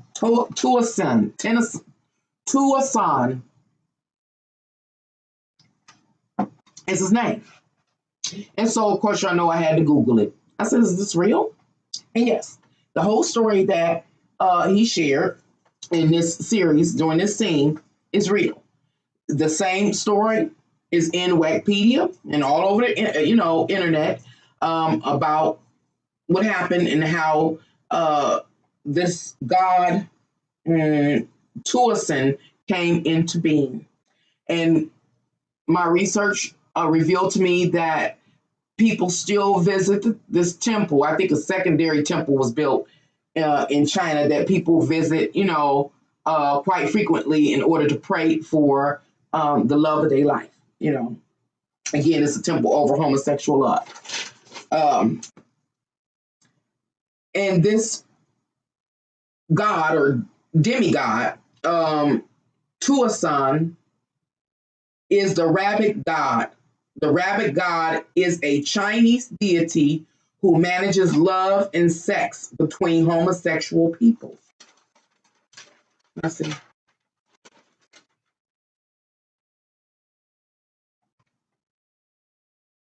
Okay. All right. Now, what do I want to say about this here?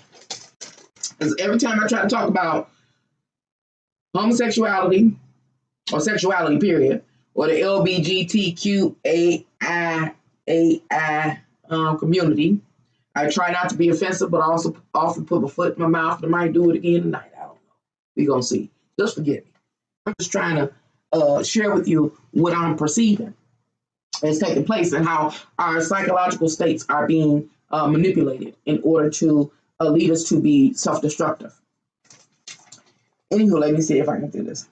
Okay.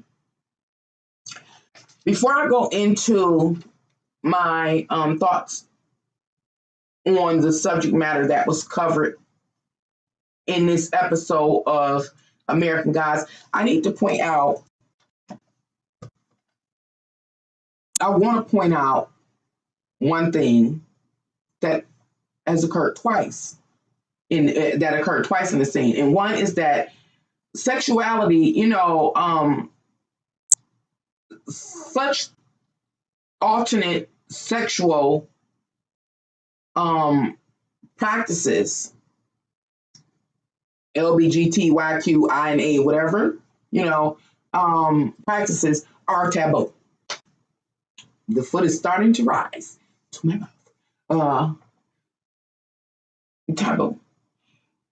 Especially in certain cultures. This is what was really intriguing to me about this episode. Salim, as mentioned, I believe is Muslim. Highly religious, very devoted follower of his God. But yet, the creators of American Gods had the right, the freedom, and the liberty to express a Muslim and I guess a Muslim worshiping person. I don't even know. Forgive me if I'm stating it wrong. Just ride the wave with me. Don't be too hard on me. Relative to homosexuality. And I do believe in that Muslim culture, that is a no-no. But I'm going somewhere else with this. Just stating what I do think I recall learning throughout the course of my life.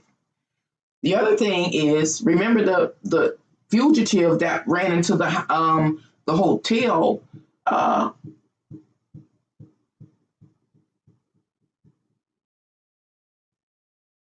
Is it you? I don't know what's going on here. Real strange sounds lately too.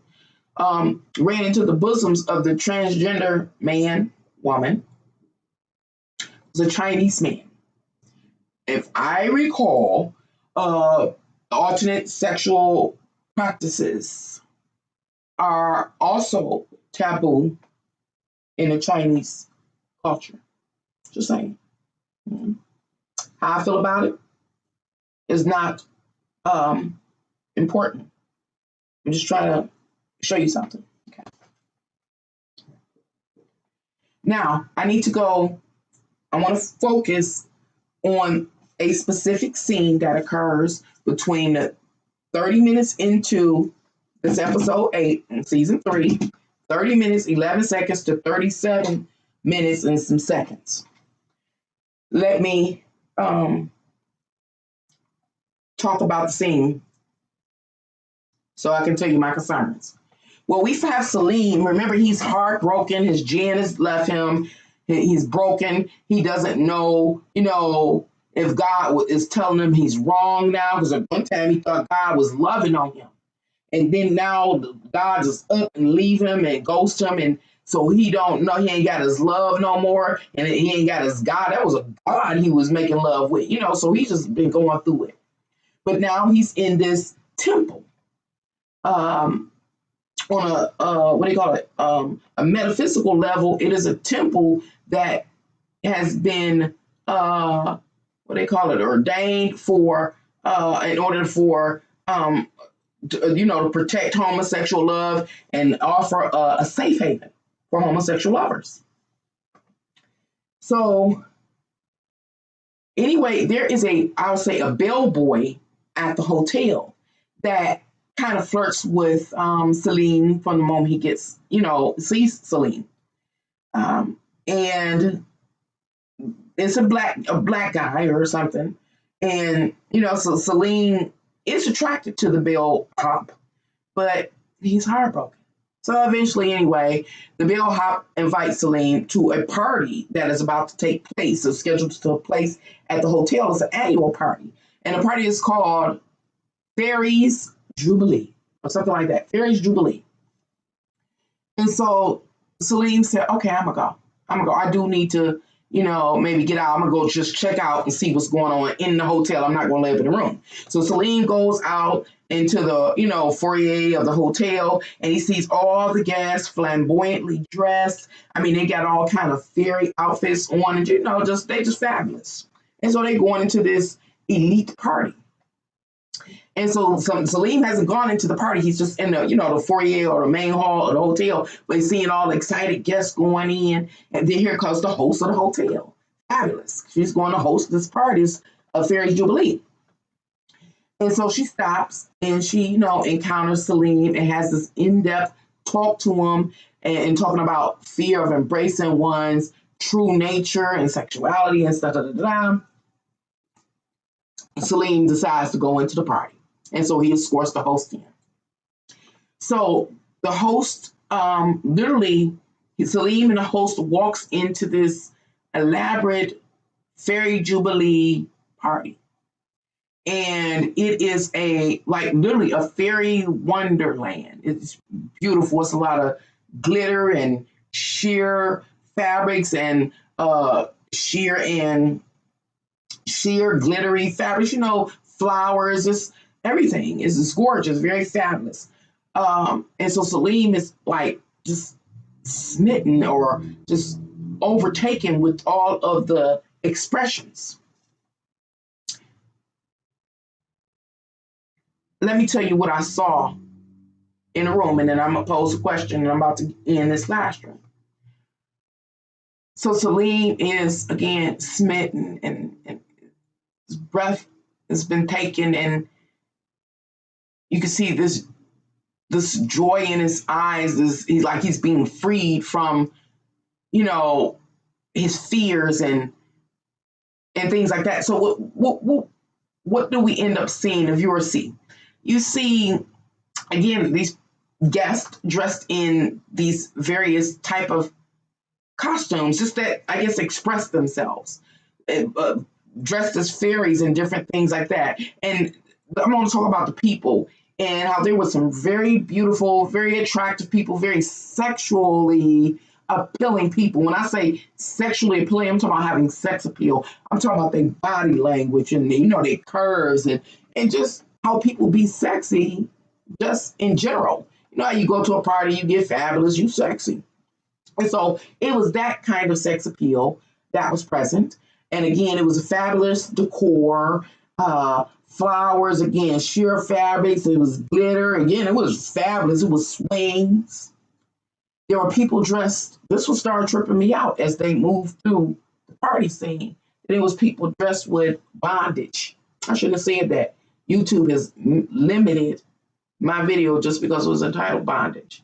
Now I'm going to say that twice. I'm going to say it one more time. There are people that were in the party that had bondage attire on. That, and some of these costumes and exposed the, what do you call it, sexual parts of the partygoers. It became very exposed. People became very exposed. Some guests were very exposed. Other guests, would just be sitting and kissing or talking, things people do at parties and gatherings and jubilees. But as they moved, then we found a viewer would see, let me read it off this paper. I say creative, flamboyant costumes, visually sensual, and it was a visually sensual and enchanting atmosphere. There were sexually alluring costumes and things like that. It says, okay. I thought I wrote some more stuff, but okay, I'm gonna leave it alone.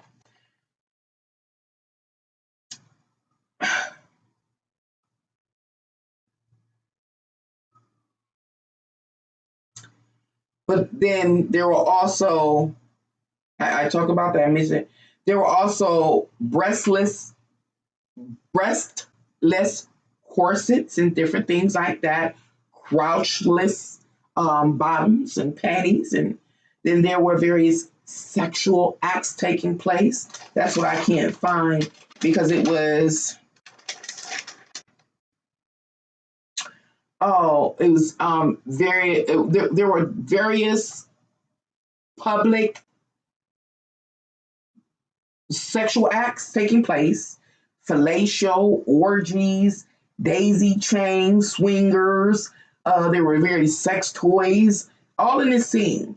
There were strap-ons in this scene. It was unprotected sex, tossing salads. YouTube. I'm just sharing what's actually on TV. Open to our entertainment. That's what the people over entertainment. That's what they had the right and the liberty to create and producing and give to the people, offer to the people as entertainment. Now, as I said, whenever I try to talk about sexuality and homosexuality and LGBTQIA community stuff, I put my foot in my mouth. This may be no different, but I have a question. Now, the question is why? Okay, let me read it out on my paper. Try not to put my foot in my mouth yet. If the scene, remember I talked about the whole scene, the whole setup of the episode, right?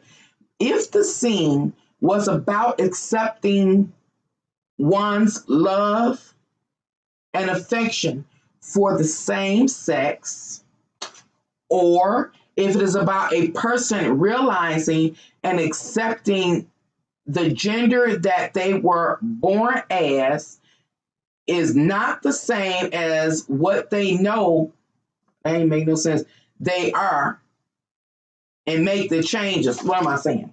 I'm saying the whole episode, or a large portion of the episode, more than half the episode, was about a person coming to terms with them not fitting into the socially acceptable relative to sexuality, and having to come to terms with, or going through the process of coming to terms with, they love or have an affection or an affinity for the same sex. That's what it was about.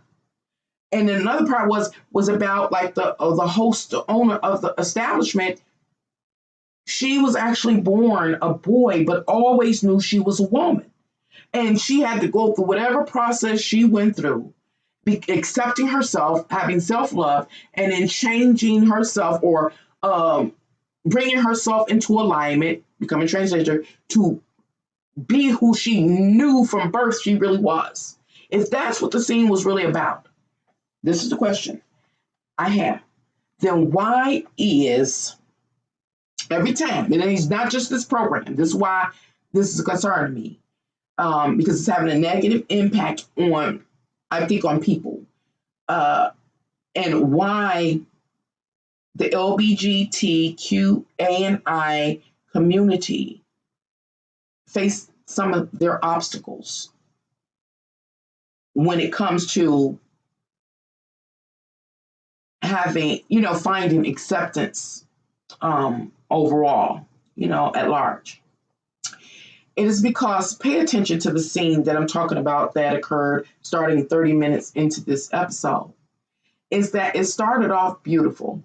Cliche that gay people, homosexual people are fabulous. And I've hung out, and some would be very, very fabulous, very creative energy, free to express themselves.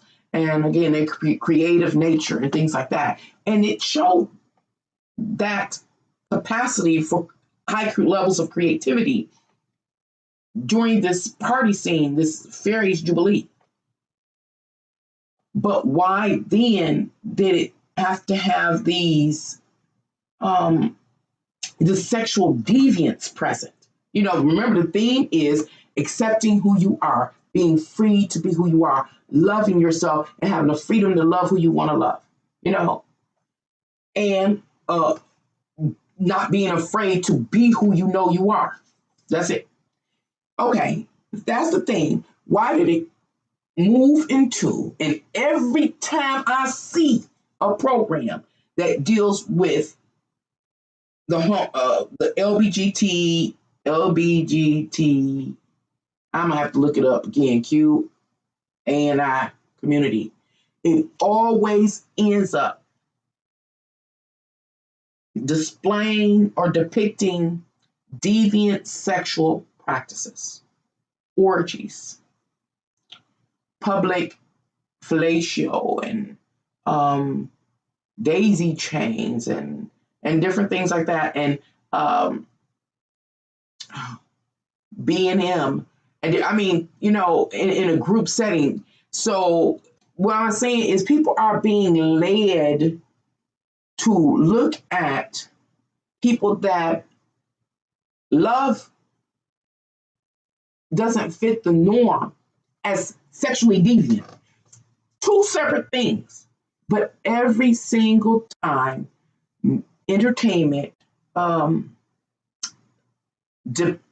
tells their story, it is always, I can't think of a time, I can't think of anything I've seen that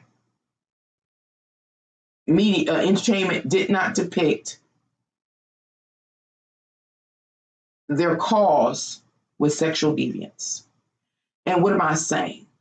I'm saying that it is a part, I do believe,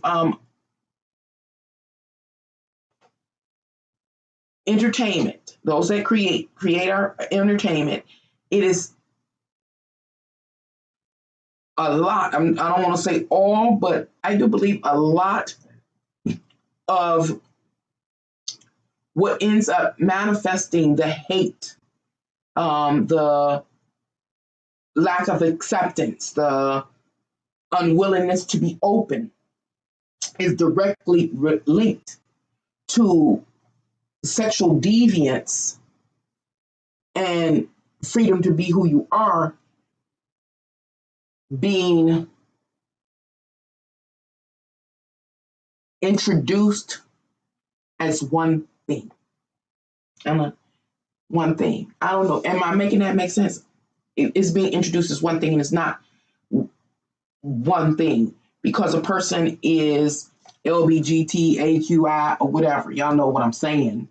A part of that community, or has love who you love, and it's different than which is socially acceptable, does not mean that you will participate in oral fellatio or daisy chains or sipping tea, what are you teabagging, or you know what I'm saying, especially publicly, or they were jumping from partner to partner unprotected in this scene. And again, when I saw it in American Gods last Sunday when I was watching it, I was like, that's the issue right there. I mean, and I went to think back over all of that type of community, the programs that surround that community. I don't know if it's called City of Angels, when it talked about HIV and different things like that. Oh, they didn't do it in Philadelphia. They did not do that in Philadelphia, the movie Philadelphia with Denzel Washington and Tom Hanks. I don't think so. They didn't do it there. But that's older media, and that was more of awareness. So, but I think they did that, and I think it was called City of Angels. I watched Pose or something like that, and they had, it wasn't real bad in Pose, but it had some connotation that sexual deviancy is directly linked to that community. Is that the case? That's what I want to know. Because if it is not, then media is the issue that's making it difficult or leading society. It almost seems to me that it's intentional to like have people at odds. It's always it's like to always have something to have humanity at odds over. You know what I'm saying? To have humanity at odds over. It's all not, everybody is not deviant. You can be, what I'm saying, you can be heterosexual and be deviant. You can be heterosexual and be a swinger. You can be heterosexual and practice unprotected sex. You can be a heterosexual and just do any sexual deviant thing. So it's not specific to if you're heterosexual or homosexual. What I'm talking about is sexual deviance. And that is something that hi Yanni, how you doing? That is also what I'm seeing perpetuated over and over again in media. And it is having a negative effect. And what I bring it up, because the younger generation is coming up. And there does seem to be an agenda to, it is an agenda, to lead people to choose to participate in or alternative sexual practices, or to have their sexuality open. And I feel confident in saying that because I've heard, I don't know, because I haven't seen any official documentation, but this is all I've been hearing about not wanting gender to be applied to babies. Come on now. See, that's the kind of stuff that makes the LGBTQIA community look bad. Don't let nobody play y'all. Why would you want to remove the gender from a baby, or a young child, when there are genetically and chemically differences between male and female? Your sexuality, when you come here, sexuality, you kind of figure out who you got the hots for. When you about, I don't know, it depends on how fast your, what they call it, your nature rise or your sap run. How fast your sap run, heat up and run. But you usually that start happening in your teens. It's a natural process when you realize what you like. Even as a kid, and that being funny, even as a kid, I can't speak for, I can't speak for all. I can only speak from my experiences. When I was younger, when I was a kid, let's say when I became conscious, a little conscious, I'm going to say, let's talk about the ages of 6, 7, 8, I knew I was a girl and I knew what boys were, but I was not sexually enticed by them or anything like that. They were just boys and I was a girl. That was it. Some people I played better well with, others I did not. But I was not exposed early to sex, so to say. You know what I'm saying? So I never was like, let me see what's in your pants, little boy. And neither did they ever try to like go up under my skirt. It's like I didn't even know there was a, like really, a, I knew I was a girl and they're a boy, that's what we call it, but I didn't even know they were just people. You know, there's no need for I'm saying there's no need for adults to step in and tell children that they're just people. You know what I'm saying? People like that are messing with the children's developmental process. We become aware when we're ready to become aware. When I got older, let's see, I remember I had to be about 10, 9 or 10. I walked in the bathroom with my brother and was like, what is that? You know what I'm saying? I went to my mom and she sat down and explained to me age appropriately what that was. You know, I had never seen a male's anatomy before. Busted in the bathroom with my brother by mistake. Okay. But it did not, you know, I still wasn't sexually interested at all. Then let's say by 10, 11, 9, look, I might bust in on my brother about 7 or 8, something like that. By 9 or 10, I did become a little curious about boys.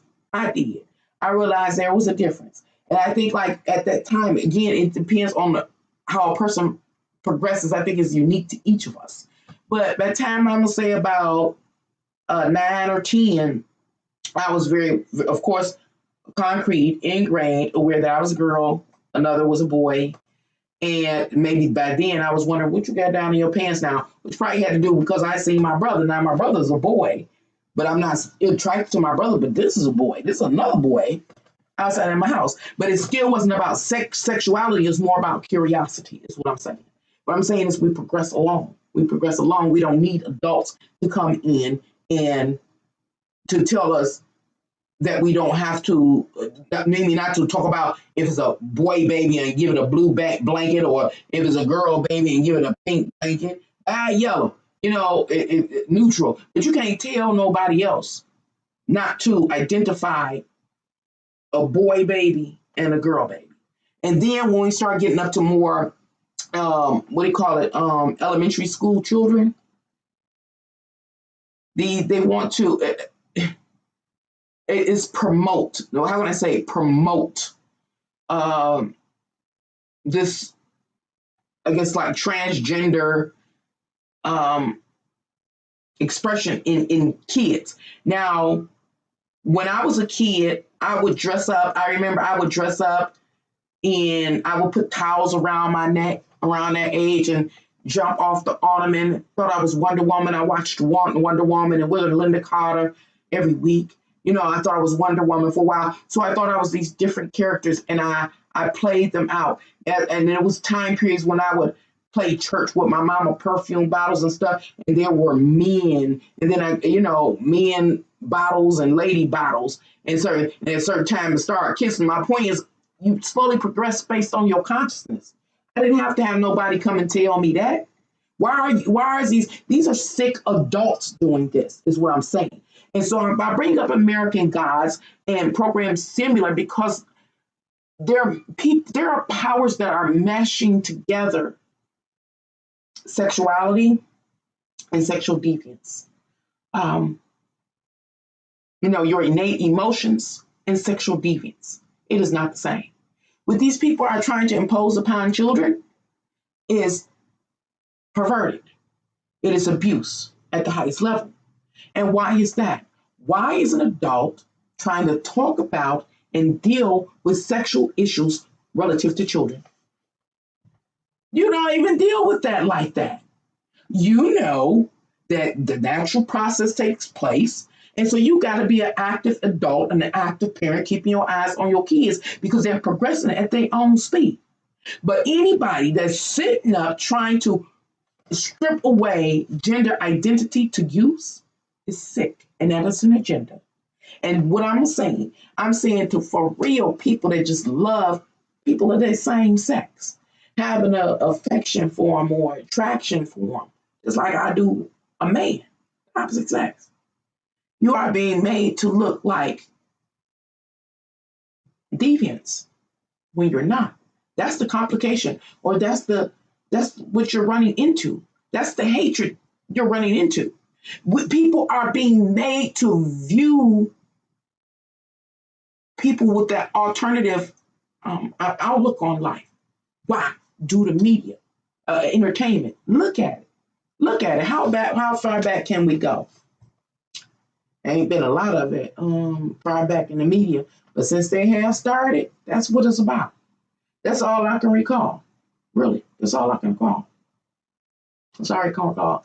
And it's sickening. It is really sickening. And that's what I say. People got to be called into account. When do we stop people?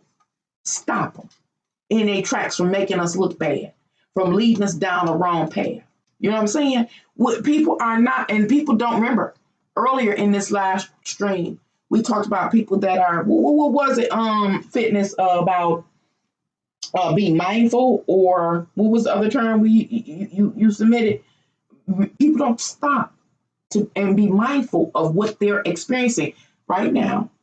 At this moment, I'm being mindful, and I'm pointing out the games that the psychological manipulation that's being imposed upon the masses to cause them to have disdain for a particular set of people out of society. You know what I'm saying? Mindfulness.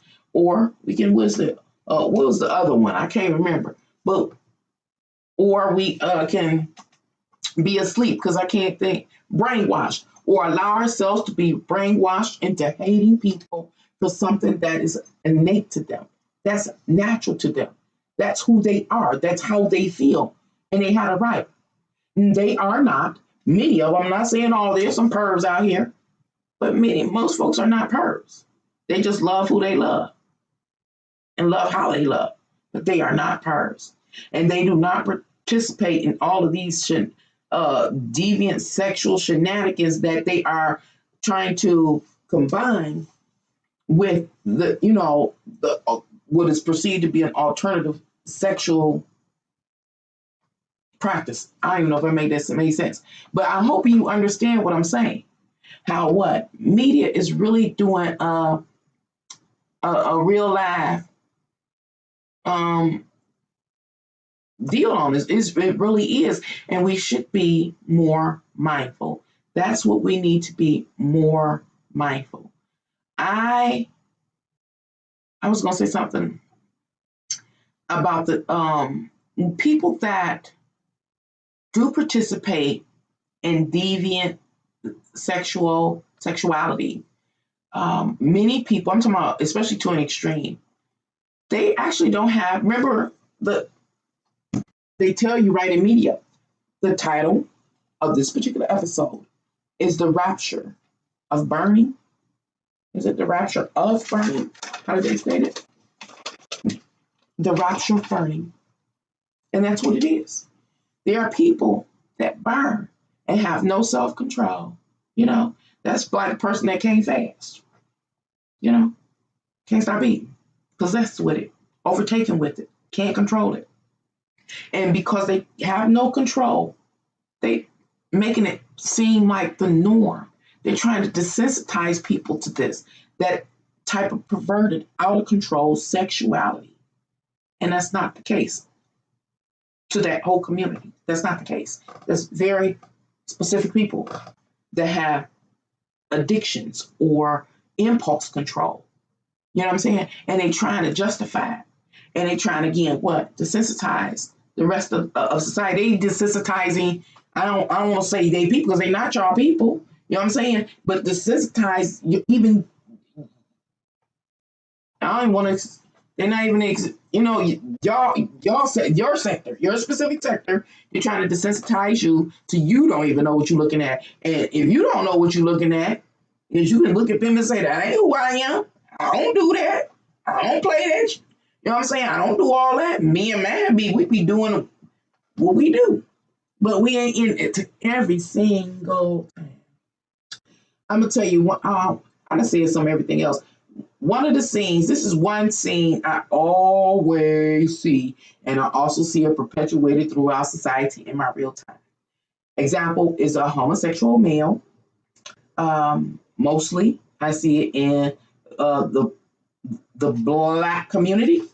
Is the exposure, I'm going to try to say it as nicely as possible, the exposure of the hiney, or the backside, and it's always perched up like a prancing donkey, presented and ready for action. Every single time. And I've been around some real dignified homosexuals. And they would never, maybe in a bedroom, might get funky, but never, ever present themselves in such a way. Would even dress, unless in the bedroom, if they have what you call it, dress and play in a private, intimate time. Yeah. But not publicly. Like, could you imagine like being on a summer strip or like spring break doing that and having all your goodies hanging out and it propped up and prepped up? Everybody doesn't do that of any sexuality, preference. That is some people that are out of control. Am I making that make sense? Anywho, and yes, there is an agenda. I even thought there's an agenda to brainwash youth into accepting sexual deviancy as a norm. And they are using or trying to slide this agenda in on the platform of the is it LBGQYANI movement? I'm going to look it up tomorrow. That's what I'm going to do. And y'all need to make them stop. People need to make them stop because that's exactly what they're doing. That's a whole different breed of people. A whole different breed of people. And they are attacking the children and the youth. Now, if a child, at some point in time, I ain't being funny. I know people. I know a person. I know people. But I knew that he was a girl when he was born. Now, ain't nobody stupid. In all these generations, ain't nobody stupid. There are people that are born in the wrong body. And you'll know them by their ways. But there's no need to assist them. But see, when there are children that come up like that, people are so resistant and refusing to accept who they are. Do what? Because then we start seeing, we're going to see this deviancy come when they get older. And they could be just the most refined person there is. When they fully mature and grow up and do what they're going to do. But immediately we're brainwashed to think that they're going to participate in the deviance. When they were that's who they are. You know what I'm saying? Again, we need to really watch this agenda because it is so. And this agenda, remember, early on, I started talking, it might have been the last live stream that got cut off, and I think I deleted it. No, I kept it because I did the astrological wheel, talking about the queen. They are very, very influential people, high-end influencers. And they are from another realm, another world, another consciousness. Back to the Purge, the announcement, the government officials ranking over 10 cannot be touched nor harmed. Them people right there. Those are the ones that are propagating. I don't know if I used that word right, but I'm saying like I know I did it right. They are propagating this deviant sexual agenda. And they riding it on the platform of the LBGTYQ or whatever it is community. Bottom line. There's some powers. And our humanity's inability to question these powers, these quote unquote government officials with ranking over 10, this unspoken unwillingness to question them, that's been implemented as well. Here you go. Propagate. But them same powers. Yes. And entertainment is one of the tactics that they use to manipulate our consciousness. And they so bad and bold with it. They are infiltrating our subconscious, but they also present it to us where we can perceive it and be conscious of it and make a conscious choice to be brainwashed. You know, it's interesting. So interesting. Hi, 1-2, how are you? I'm not the only one up late tonight, and I'm still not sleepy. I'm going to get off here after I read this chat, but I still ain't sleepy. I was just not 4 o'clock in the morning. But I can sleep. I guess what's tomorrow? I can sleep tomorrow. Tomorrow, Monday. Oh, Lord. Okay. Let me see what y'all are talking about.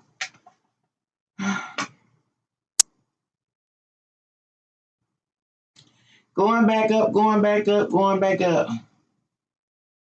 I'll show that. YouTube gonna block the crap out of this. Anytime I made a video entitled Bondage, and they just blocked it. They done blocked some of my videos for saying just terms, basic terms, just a word that they assume is associated with some type of sexuality or a fetish or something. So you literally using the terms, I know this bad boy blocked.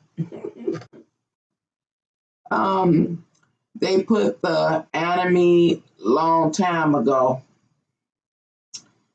It's going into, you know what? That's the cartoons as well as the P industry. I mean, think about, I watched a series called, I be into everything, y'all. It was called P Valley. They don't care what they show us. Would they take all that money to present us as entertainment? I watched P Valley, which I enjoyed, and I ain't gonna go into details. They're gonna block it because P Valley was a scandalous. But it was a transgender male in that one, and it was she fell in love with this young thug. But this when they had their romance. Ain't nothing wrong with that. I'm saying, this is how they depict stuff. They depict things. I ain't gonna talk about that because YouTube really gonna block this. I mean, it's everywhere. You have to really be able to discern what you're seeing. What you're seeing, because sometimes they do wonderful displays of people in love, no matter what the sexual orientation is. That's the term I guess I could use. Sometimes you can tell who's writing it. Some people got class and don't have an agenda. And it's a lovely, display or representation of love. But others, honey, if you watch it close, it's an agenda. And they have a plan behind it, and they mix it together. And they think they blending it seamlessly, but they are not. And at least not to a woke and conscious person. Even in Disney. Right, you got to watch your kids watching the cartoons. I remember when my kids were younger, I don't even know what they were watching, but I was watching cartoons with them one time, and it was a cartoon they always watched. I can't remember what it was. And I was like, this cartoon is not for kids. And this was years ago, because, my kids is grown now. Like, this ain't for kids? What the hell is this? I'm like, something wrong. I knew something was wrong then. But I was not in the mindset that it was what I didn't realize some 15, 20 years ago is that it was a broad attack on just on the populace, on the masses. I didn't realize that. Like I be sharing on my channel what I went through as far as gang stalking. And when I say gang stalking, I'm just not talking local. I'm talking about from higher ups gang stalking. I thought it was just me. I was like, I always had this question, who am I? Why am I the focus of and the target for their different projects? Why? And I couldn't prove it. And the people that I did end up proving it to, they ended up dead. I'm still here because I know what I'll be looking at. I know what I'll be experiencing. I knew what I've been exposed to. And so I duck and dodge on everything. I don't care who you are. My man, my kids, don't matter. The neighbor, I don't care. The doctor, the lawyer, don't matter. Paranoia.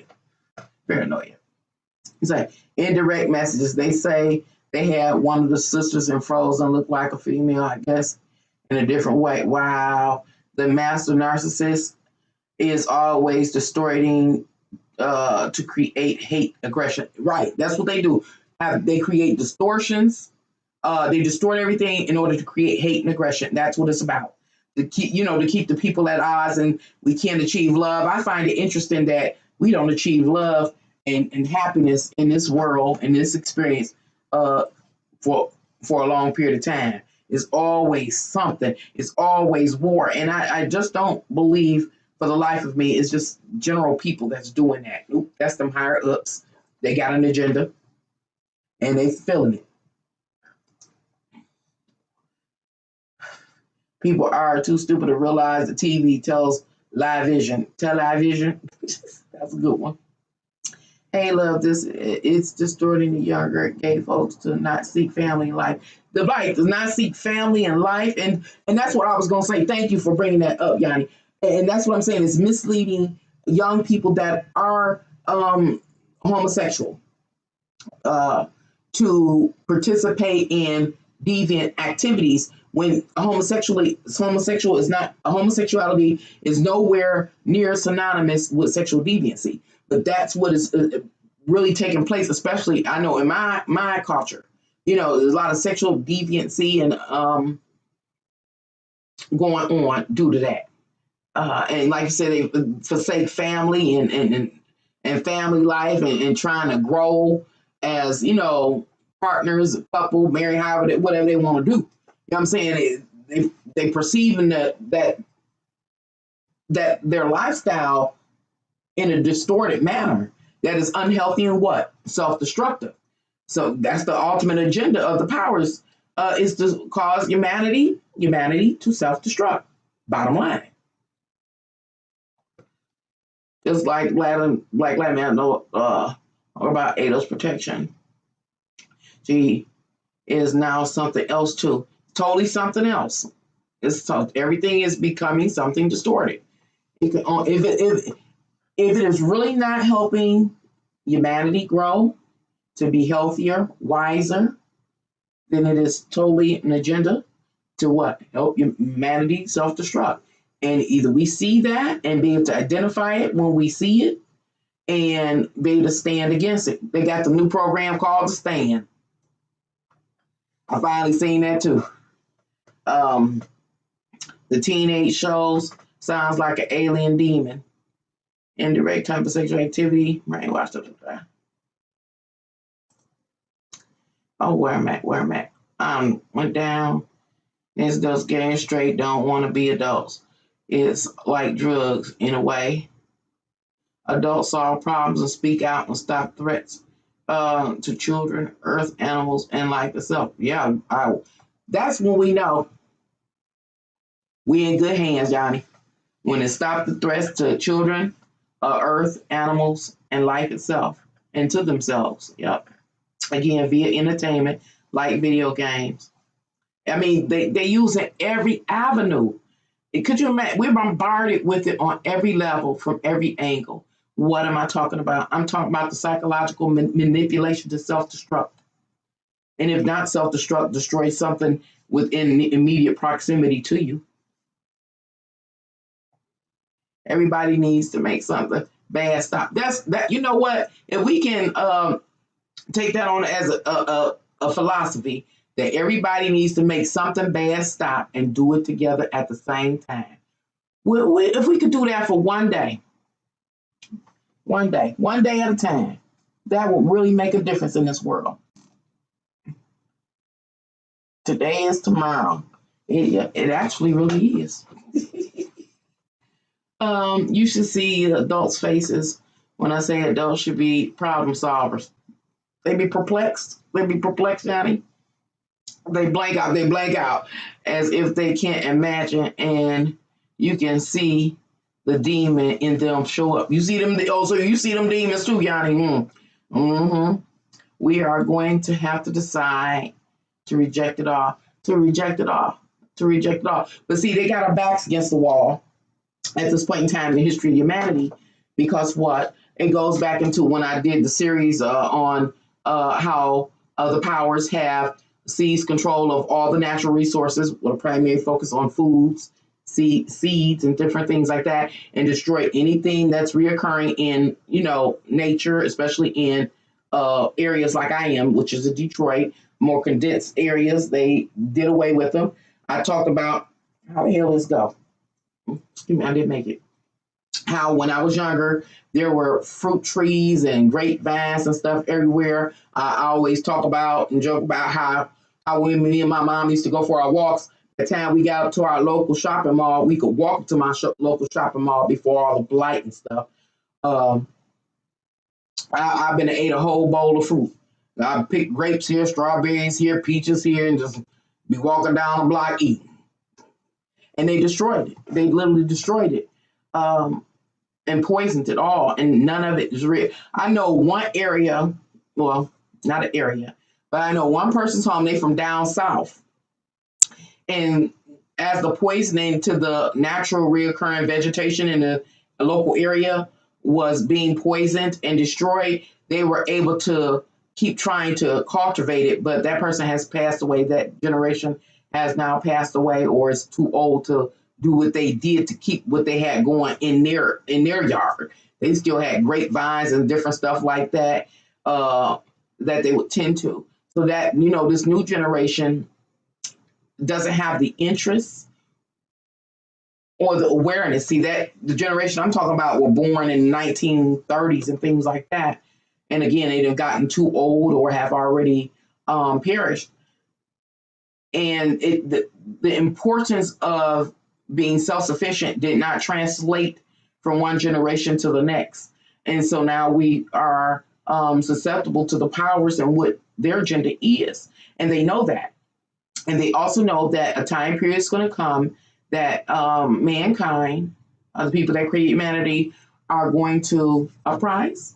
And they're going to try to basically throw a fit about our situation and circumstance that we gonna find ourselves in, but we ain't gonna have no power because we don't have no life sustaining resources that were what most of them were naturally reoccurring in all of our locations. And so when these people rise up and refuse to go to work, it's okay.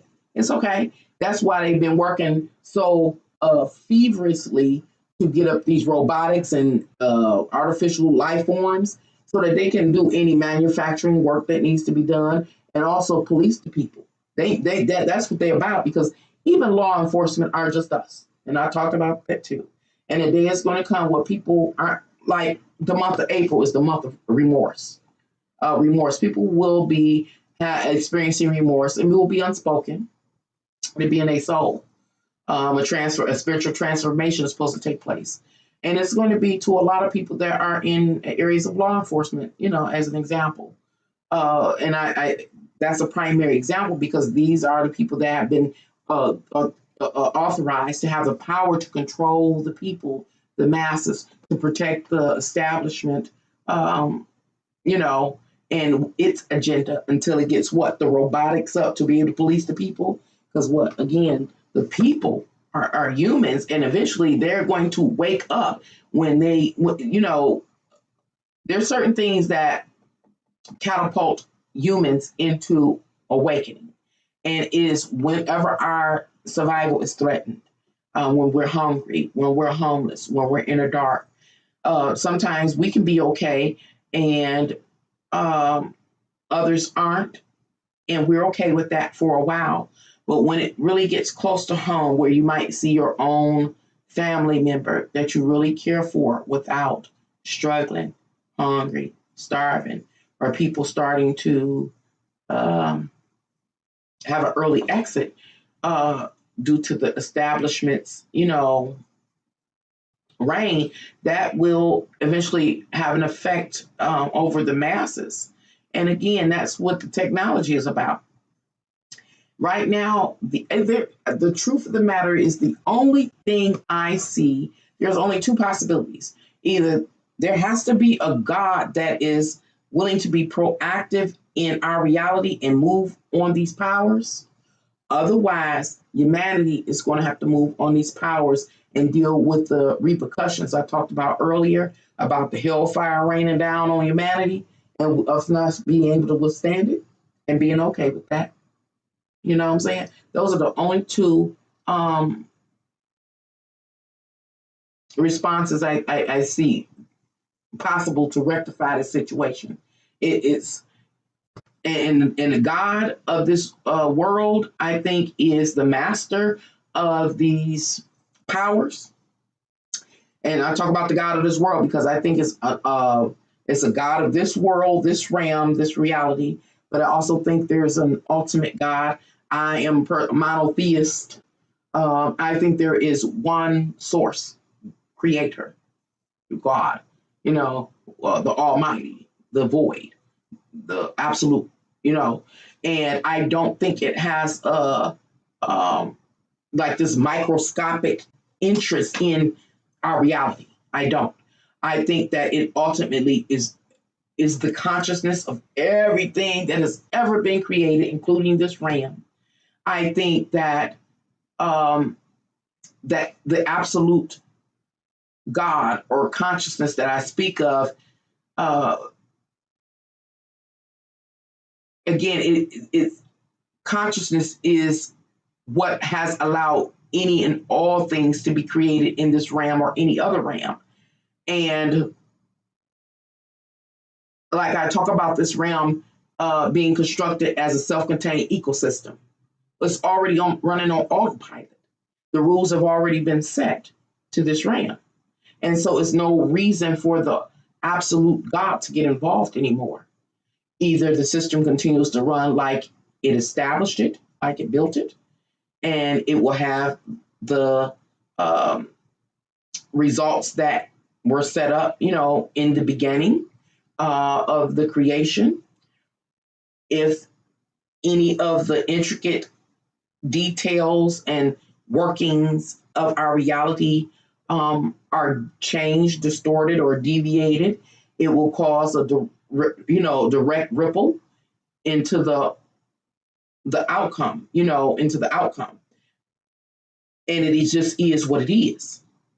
I really believe it. The ultimate God has it has nothing to do with what is going on now. It is the ultimate creator. It is done. It says, let it be, what it says, let it be written, so let it be done. It is done. Hands off. It is what it is now.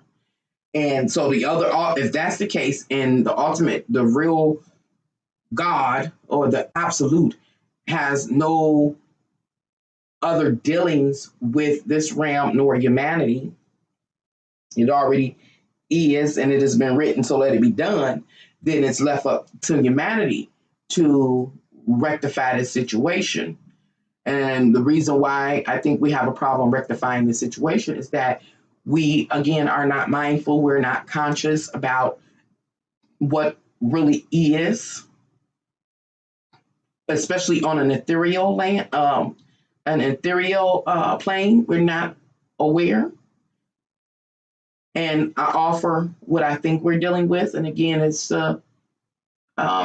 is the queen herself, I do believe, as an example, is attached to or affiliated with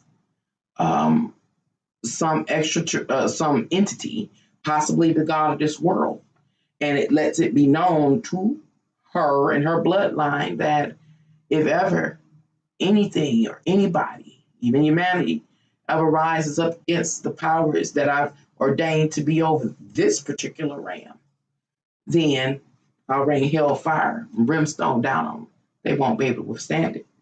See, the God, the absolute, already knows if that transpired, what is going to occur.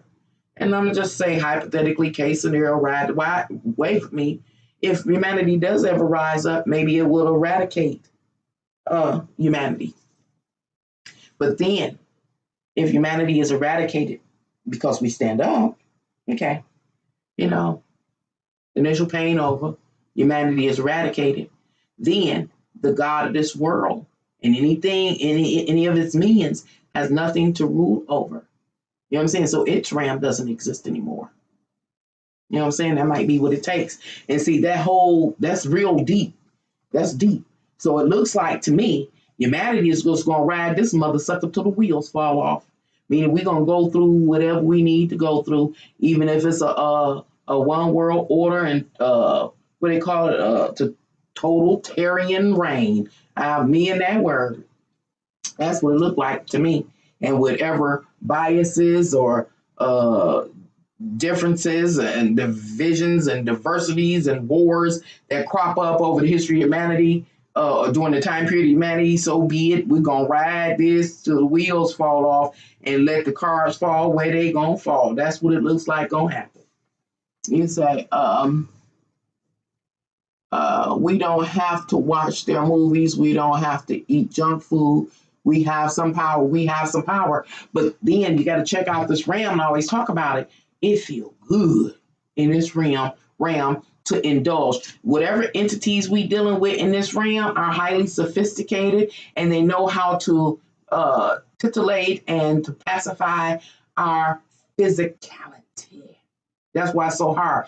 Everything from the drugs, and they want to decriminalize drug usage. You know what I'm saying? They know how to titillate and pacify our physicality. Food of all types. I was thinking about food over the last few days as I went to my kitchen to eat. And I was like, it's nothing that I can eat. Why is it that everything that's good to eat is unhealthy for you? And no matter what you eat, you're still going to end up leaving up out of here. You know what I'm saying? I mean, can't eat a piece of fried chicken without being guilty. I made some greens the other day, but I put a ham hock in them. I was eating and crying. I mean, it's just, I eat a bowl of ice cream, I'm upset. I'm like, oh, God. That's indulgence. And then this, I love the cigarettes. I love cigarettes, and people that take drugs love their drugs. And it's like, I mean, people that love sex. It's like, it's just great. Like, my weakness is not the same as another person's weakness. So I try not to knock nobody for what they do. I just try not to, in my case, hurt nobody else outside of myself. It's just so many things are, again, people's fetishes are different. Fetishes, some of them as fetishes or desires are different. Because we got people out here that like to hurt people, and that tickles their fancy. So far, it's not okay, but, that's what some people are into. Other people, food. Have you ever watched, I have only watched a couple of the programs, My 600-Pound Life, people over 600 pounds and their love affair with food. I ain't gonna say that. I don't even want to know. I don't even want to know. Coffee, this is all good. How can it all be bad for you? One minute they say, throughout my life, I've had this experience. One minute they say something okay for you, and then the next they don't. It got a positive effect, it got a negative effect. When I was coming up in my youth, this is a time of being vegan and stuff. Well, tomatoes was great. They were a great antioxidants, great for the heart. Now they're acidic, and they add acidicity, whatever it is, to you, and they give you a heartburn and this and that. I was a big, what else was it that came out? I've always loved fish. Oh, I'm a fish eater, all kinds of fish. Now I got mercury in it, and it make your mercury come up, and then this happened to you. I mean, just the tuna. I love tuna. You can't eat tuna too much mercury. Make sure you don't eat tuna from this area. Like, God dang. Um, and it's everything. It's everything. To the point I have to be sitting up here sometimes, I don't even know what to do. Yeah, water supposed to be healthy, but some people can't drink the water like in Flint. Who knows? Like in any area, because a lot of the infrastructures are old, almost 100 years old. You know what I'm saying?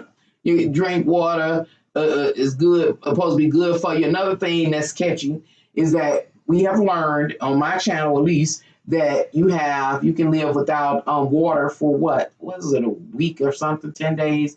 I forgot. But in actuality, as long as you drink a fluid, it seems like you okay. Of course, your kidneys will get it later on, but I'm saying people drink a lot of pop and coffee and whatever else, you know what I'm saying, to quench their thirst and don't even touch water. You know what I'm saying? So this is one crazy experience. It really is here. Um, it's a crazy experience. Very ultimately, it seems that this realm was created somewhat for us to self-destruct. Whatever took it over, it's been on us self-destructing, no matter what. Sex is wonderful. Sex is great. Oh God, especially if you know, if a person know what they're doing. You get two people know what they're doing. But then what happened? Then they get all the venereal diseases. Every time I turn around, it was a new venereal disease. When I was coming up, what you got the herpes, the what else is it? AIDS and syphilis, and like you don't want to kiss nobody now. You know what I'm saying? That's natural affection. See how humans need each other. It's like everything we need. We need love. We need compassion. Compassion. We need intimacy. Then it gets all distorted, and then it has this consequence. And these consequences that help you what self destruct. It's required that we eat food. Okay, what food? What's really natural now? Uh, if you eat the wrong thing, it helps you self destruct faster. You know what I'm saying? It's like just crazy. This whole experience is crazy. It's just crazy to me. I just be sitting up here like, okay, I'm trying to get a gallon of water a day. Uh-oh, they done threw me off again. Where my bottle? Oh, here go, man. Coffee, water. I keep it in my bedroom. I got one downstairs in the refrigerator. This one always up in my room. I try to get in. That's what helped me feel like I'm seeing free. This water. I drink. Oh yeah, I needed some more water. I do something wrong and then I drink some water. I do something else wrong, drink some more water. See, it's time for me to fill it up. Water is the saving grace. Like, I'm gonna tell y'all something else I learned that could be bad for you. I met this lady who ended up having to. It's about 8 years ago. I ain't seen her in a long while. I didn't know her, really, that well, but I knew her enough for her to share some of her story with me. Anywho, she again selected. She was somewhat of a health conscious person. She selected for her snack popcorn, no butter, no salt, just popcorn, and that was always her snack. Always her snack. Whenever you saw she was eating popcorn. It was something like this. I really don't remember how it went. She ended up having to have surgery from eating too much popcorn. The kernels or whatever that Hall stuff is tore up her intestines or something like that. She had she was in her mid 50s or something like that. But anyway, she ended up with a lifelong intestinal tract issue and gastritis or something like that due to eating excessive popcorn over the years. Last year, I think it was, I was at my gas station, and it was this guy, physical fitness person. I've seen him multiple times. I know he's into physical fitness. Beautiful physique. His choice of snack, he was somewhat he went back, he kind of varied his diet. Like, he is vegetarian or veganism or whatever, and he also did the little fruitarian thing. And his choice, he loves cherries. End up with diabetes from eating cherries. I'm like, I just be sitting up listening to people's stories like, God dang it. And like when it came to him, I'm like, oh God, this man is so physically fit, handsome, I mean, physique, like the gods. And this mother sucker and got the diabetes from eating too many cherries. Now, what's the chances? Or getting gastrointestinal lifelong issue and gastro flagellants from eating too much popcorn for the rest of your life. Get the heck up out of here. I'll tell you. And then I had a doctor, and I think I told y'all about this doctor. He was such a wonderful person. He was a white guy. I think he was like late 60s or something like that. Wonderful doctor. Anyway, I was supposed to go to the doctor one day, and I got a call from the hospital, and they calling me to cancel my appointment. Why was they calling me to cancel my appointment? Because he always took a jog around the several laps around the hospital every day to get his exercise in. While he's out jogging around the hospital, he dropped dead. I was like, now if he dropped dead, and this was one who was always talking about I was fat. He didn't say, I say he's very gentle about it, but you need to get in health, get healthy, get your health regimen. He tried to give me a health regimen, and tell me to stop smoking cigarettes. I was like, doesn't matter. You know what I'm saying? And that just broke my head. It broke all of his clients' heart because he's a wonderful person. I was like, God dang it. So I haven't seen anything that can quite carry me through my life, to say, okay, that's why I'll do it. That's why I'll stick to that diet. That's why I'll stick to that exercise regimen. Because what I'm talking, life experiences have an impact on you. When I was younger, my mom grew up, how can I say this? My mom's friendship circle consisted primarily of people she grew up with from childhood, even into adulthood, even into senior citizen status. And so a lot of these people, of course, I knew because they're long-term friends. They were like family. Some of them I thought were my family. They were friends. Childhood friends had grown up. Anywho, my mom, I'm bigger than my mom. I think the biggest my mom ever got was a set at 16. And my mom's snack of choice was peppermint, soft peppermint, and pretzels. She liked pretzels and soft peppermint. That's all I ever seen her eat. Her diet was nothing like mine. She had smoked cigarettes when she was younger. She had been stopped. So she hadn't smoked cigarettes in years and years and years, probably since her in her 40s or something like that. And her diet consists primarily of fish and tuna, and every now and then she liked a burger. But that was basically what she ate. I don't remember my mom eating a lot of food. We big bone people, period. I'm just fat, but we big bone people, period. Anyway, I bring up my mom and talk about her eating habit, and she's a Jehovah's Witness, so she was always walking around knocking on people's door every day. So she was always getting her exercise in. She worked downtown Detroit, so she would park, a significant distance from her actual office. Why? Because it was cheaper, and that was her exercise there in work. So she, did what she did. She didn't last long. She left here at 62. But she had a friend. I bring my mom up, talk about her. She had a friend. Her friend had to weigh about 400 pounds. And I talked about this woman too. My mom's name was Ruby and her friend name was Ruby. And Ruby was a big woman. And she had a husband that loved her. Oh my God. That's that old school. He loved her, anything she wanted. She was a spoiled woman.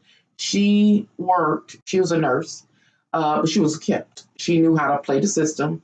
They did and gone now. I guess she did and gone. I assume she did and gone. I ain't seen her in a long time. After my mom passed, lost track with her, her long-term friends.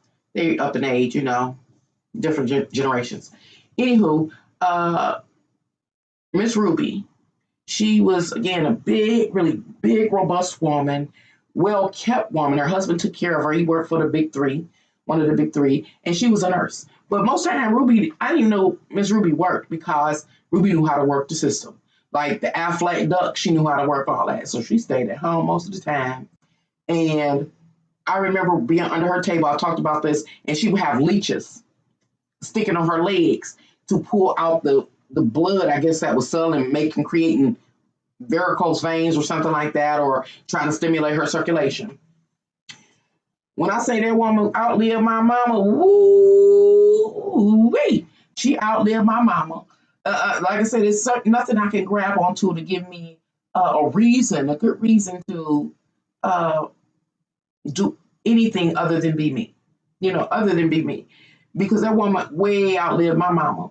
Way outlived my mama. And my mama, she wasn't like a gung-ho health fanatic worker, but she attempted to make conscious choices for her life. That didn't help. It didn't help my mama. It didn't help the doctor. But that Miss Ruby outlived my mama by a landslide. And that woman was over 400 pounds. So, I'm not saying it's not good to be healthy. Like I said, the lady I used to work for is 80-something years old, and she looks fabulous. She would gladly come on here and do a live with me. And she lived her best life to this day.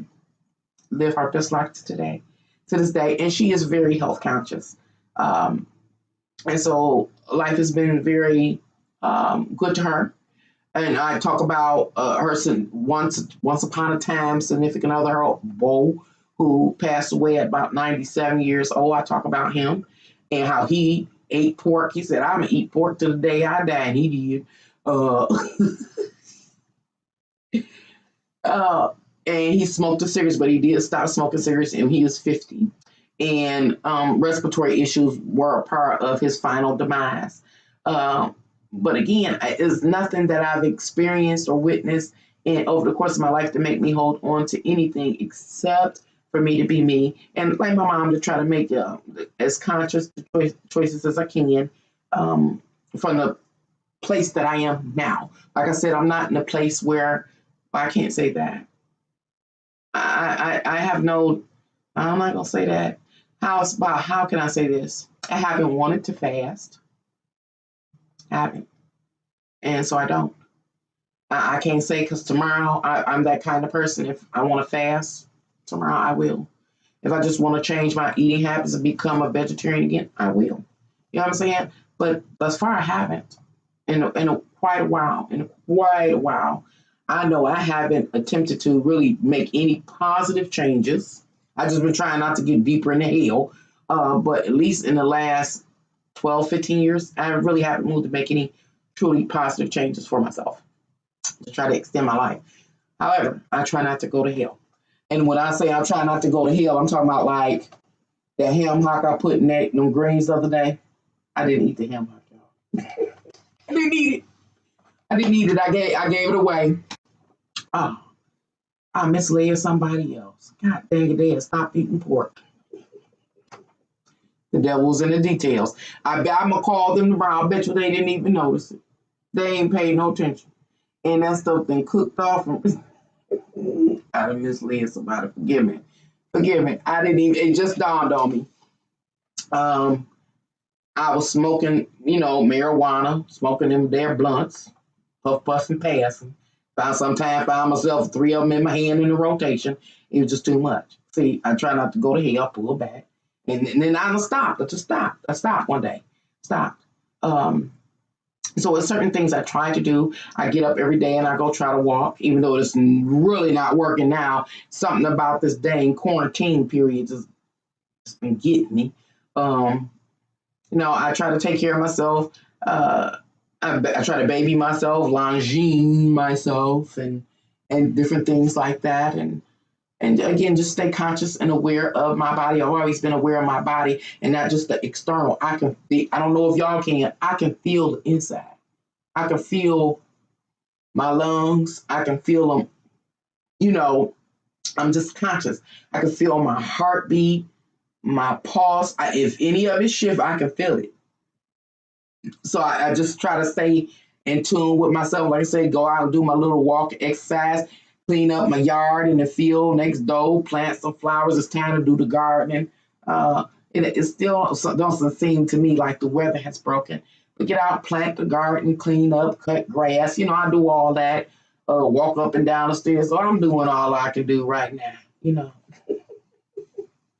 And then I also don't want to get to this point where I'm not partaking in life's pleasures. I believe that being in this physical experience, we are required. That's another innate need. We have to partake in some of life's pleasures. And some people want to push the envelope on indulging in certain things. That's one reason I don't ever want to be on drugs, because I don't want to be compelled to push the button on nothing.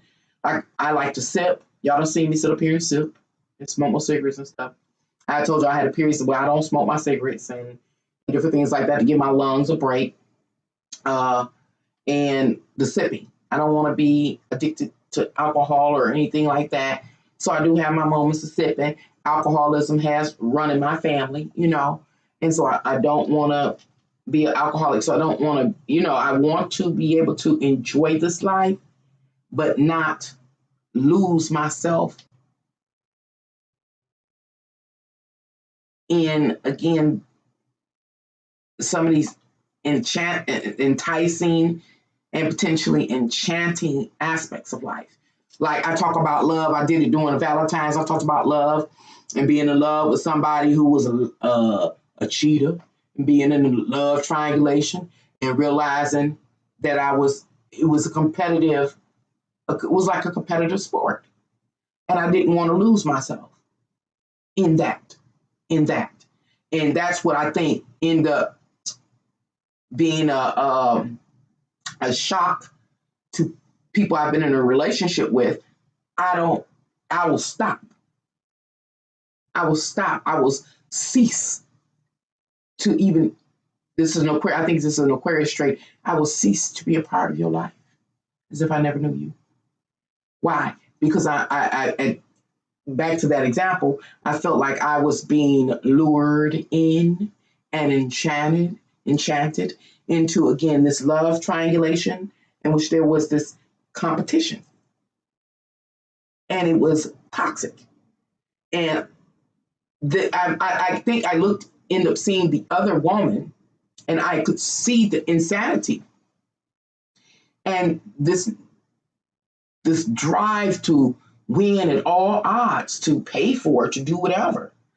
Losing herself, like, wake up. You ain't gonna win. And see, devil's in the details. Let me tell you. So I told you that I heard the devil say, go ahead, you got this.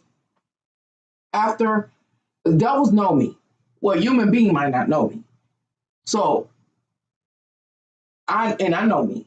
That competitive thing, toxic, no thank you, enough is enough, right? I detach physically and emotionally, just pull it back. Like, no matter how I feel, gotta bump that, again, not wanting to lose myself. But then the devil said, oh, well, I know that's Nancy. That's part of who she is. Okay. Well, now I'm going to play with her ego. I'm a Leo ascent. I ain't going to. But anyway, I'm going to play with her ego. Well, Nancy, you got this. The arrogance. And the devil really tried to play with my ego relative to that, to try to make me feel like I was superior to the subordinate other woman, or no, devil. See, I talk to the devil just like I talk to, nope, that ain't gonna work either. Don't be trying to mess with my ego. Don't be trying to entice me with my ego. I know I'm superior. I'm so superior. I'm saying no to you. I'm saying no to him. I'm saying no to this whole experience. I ain't doing it. Cutting it off. You know what I'm saying? So that's the part that people that, I've been in a relationship, I don't think they get that part of me. Like, they don't expect that. There's something you don't expect, for a person to just finally say, okay, your way. It's got them to say. You know what I'm saying? But again, it just goes back into not wanting to lose myself into anything. And neither have I seen anything in this world that allows me to say, hey, I want to grip on to that and hold on to it forever. Would I have loved, what am I talking about? I'm talking about love right now. Would I have loved to have got married early and been married for my whole life to the same person? Oh, I would have loved it. That was what I wanted. But that ain't what happened. So, okay. Am I willing to fight for that dream? Think I'm having an opportunity to experience what I always wanted? No, I ain't. I'm not willing to do that either. You know what I'm saying? Enough is enough. So all the crazy things I've been through in my life and all the bad mistakes I made, I was able to come back eventually because I just didn't want to be lost in it. And it's a lot of things in this world that mislead us, and they go back to entertainment and all the different ways that we are psychologically manipulated to do what? Self-destruct in a realm that seems like it's what? Built to self-destruct. So, you say I'm still here preparing for bed, but preparing for bed. Well, that's where I'm about to go to bed. Say, now that is a trip, Miss Ruby. You just never know. Now that's a trip about life. Individual karma, I guess. Individual karma had to be something because she sure enough outlived her. You know, so someone said, I think Buddhist say the man with the least amount of needs wins the game. I really believe that. I don't need nothing. I don't want nothing. Devil don't start. It's all yours. That's why I be like, you got it. Do what you're gonna do. Anyway, y'all, I've been on here all night long. Thank you for coming here and hanging out with me tonight and allowing me to share my my perspective on how entertainment is being used to psychologically manipulate us true humans, to what? Self-destruct and to what? Hate each other. Until next time, y'all. Bye. Good night, y'all. Good night.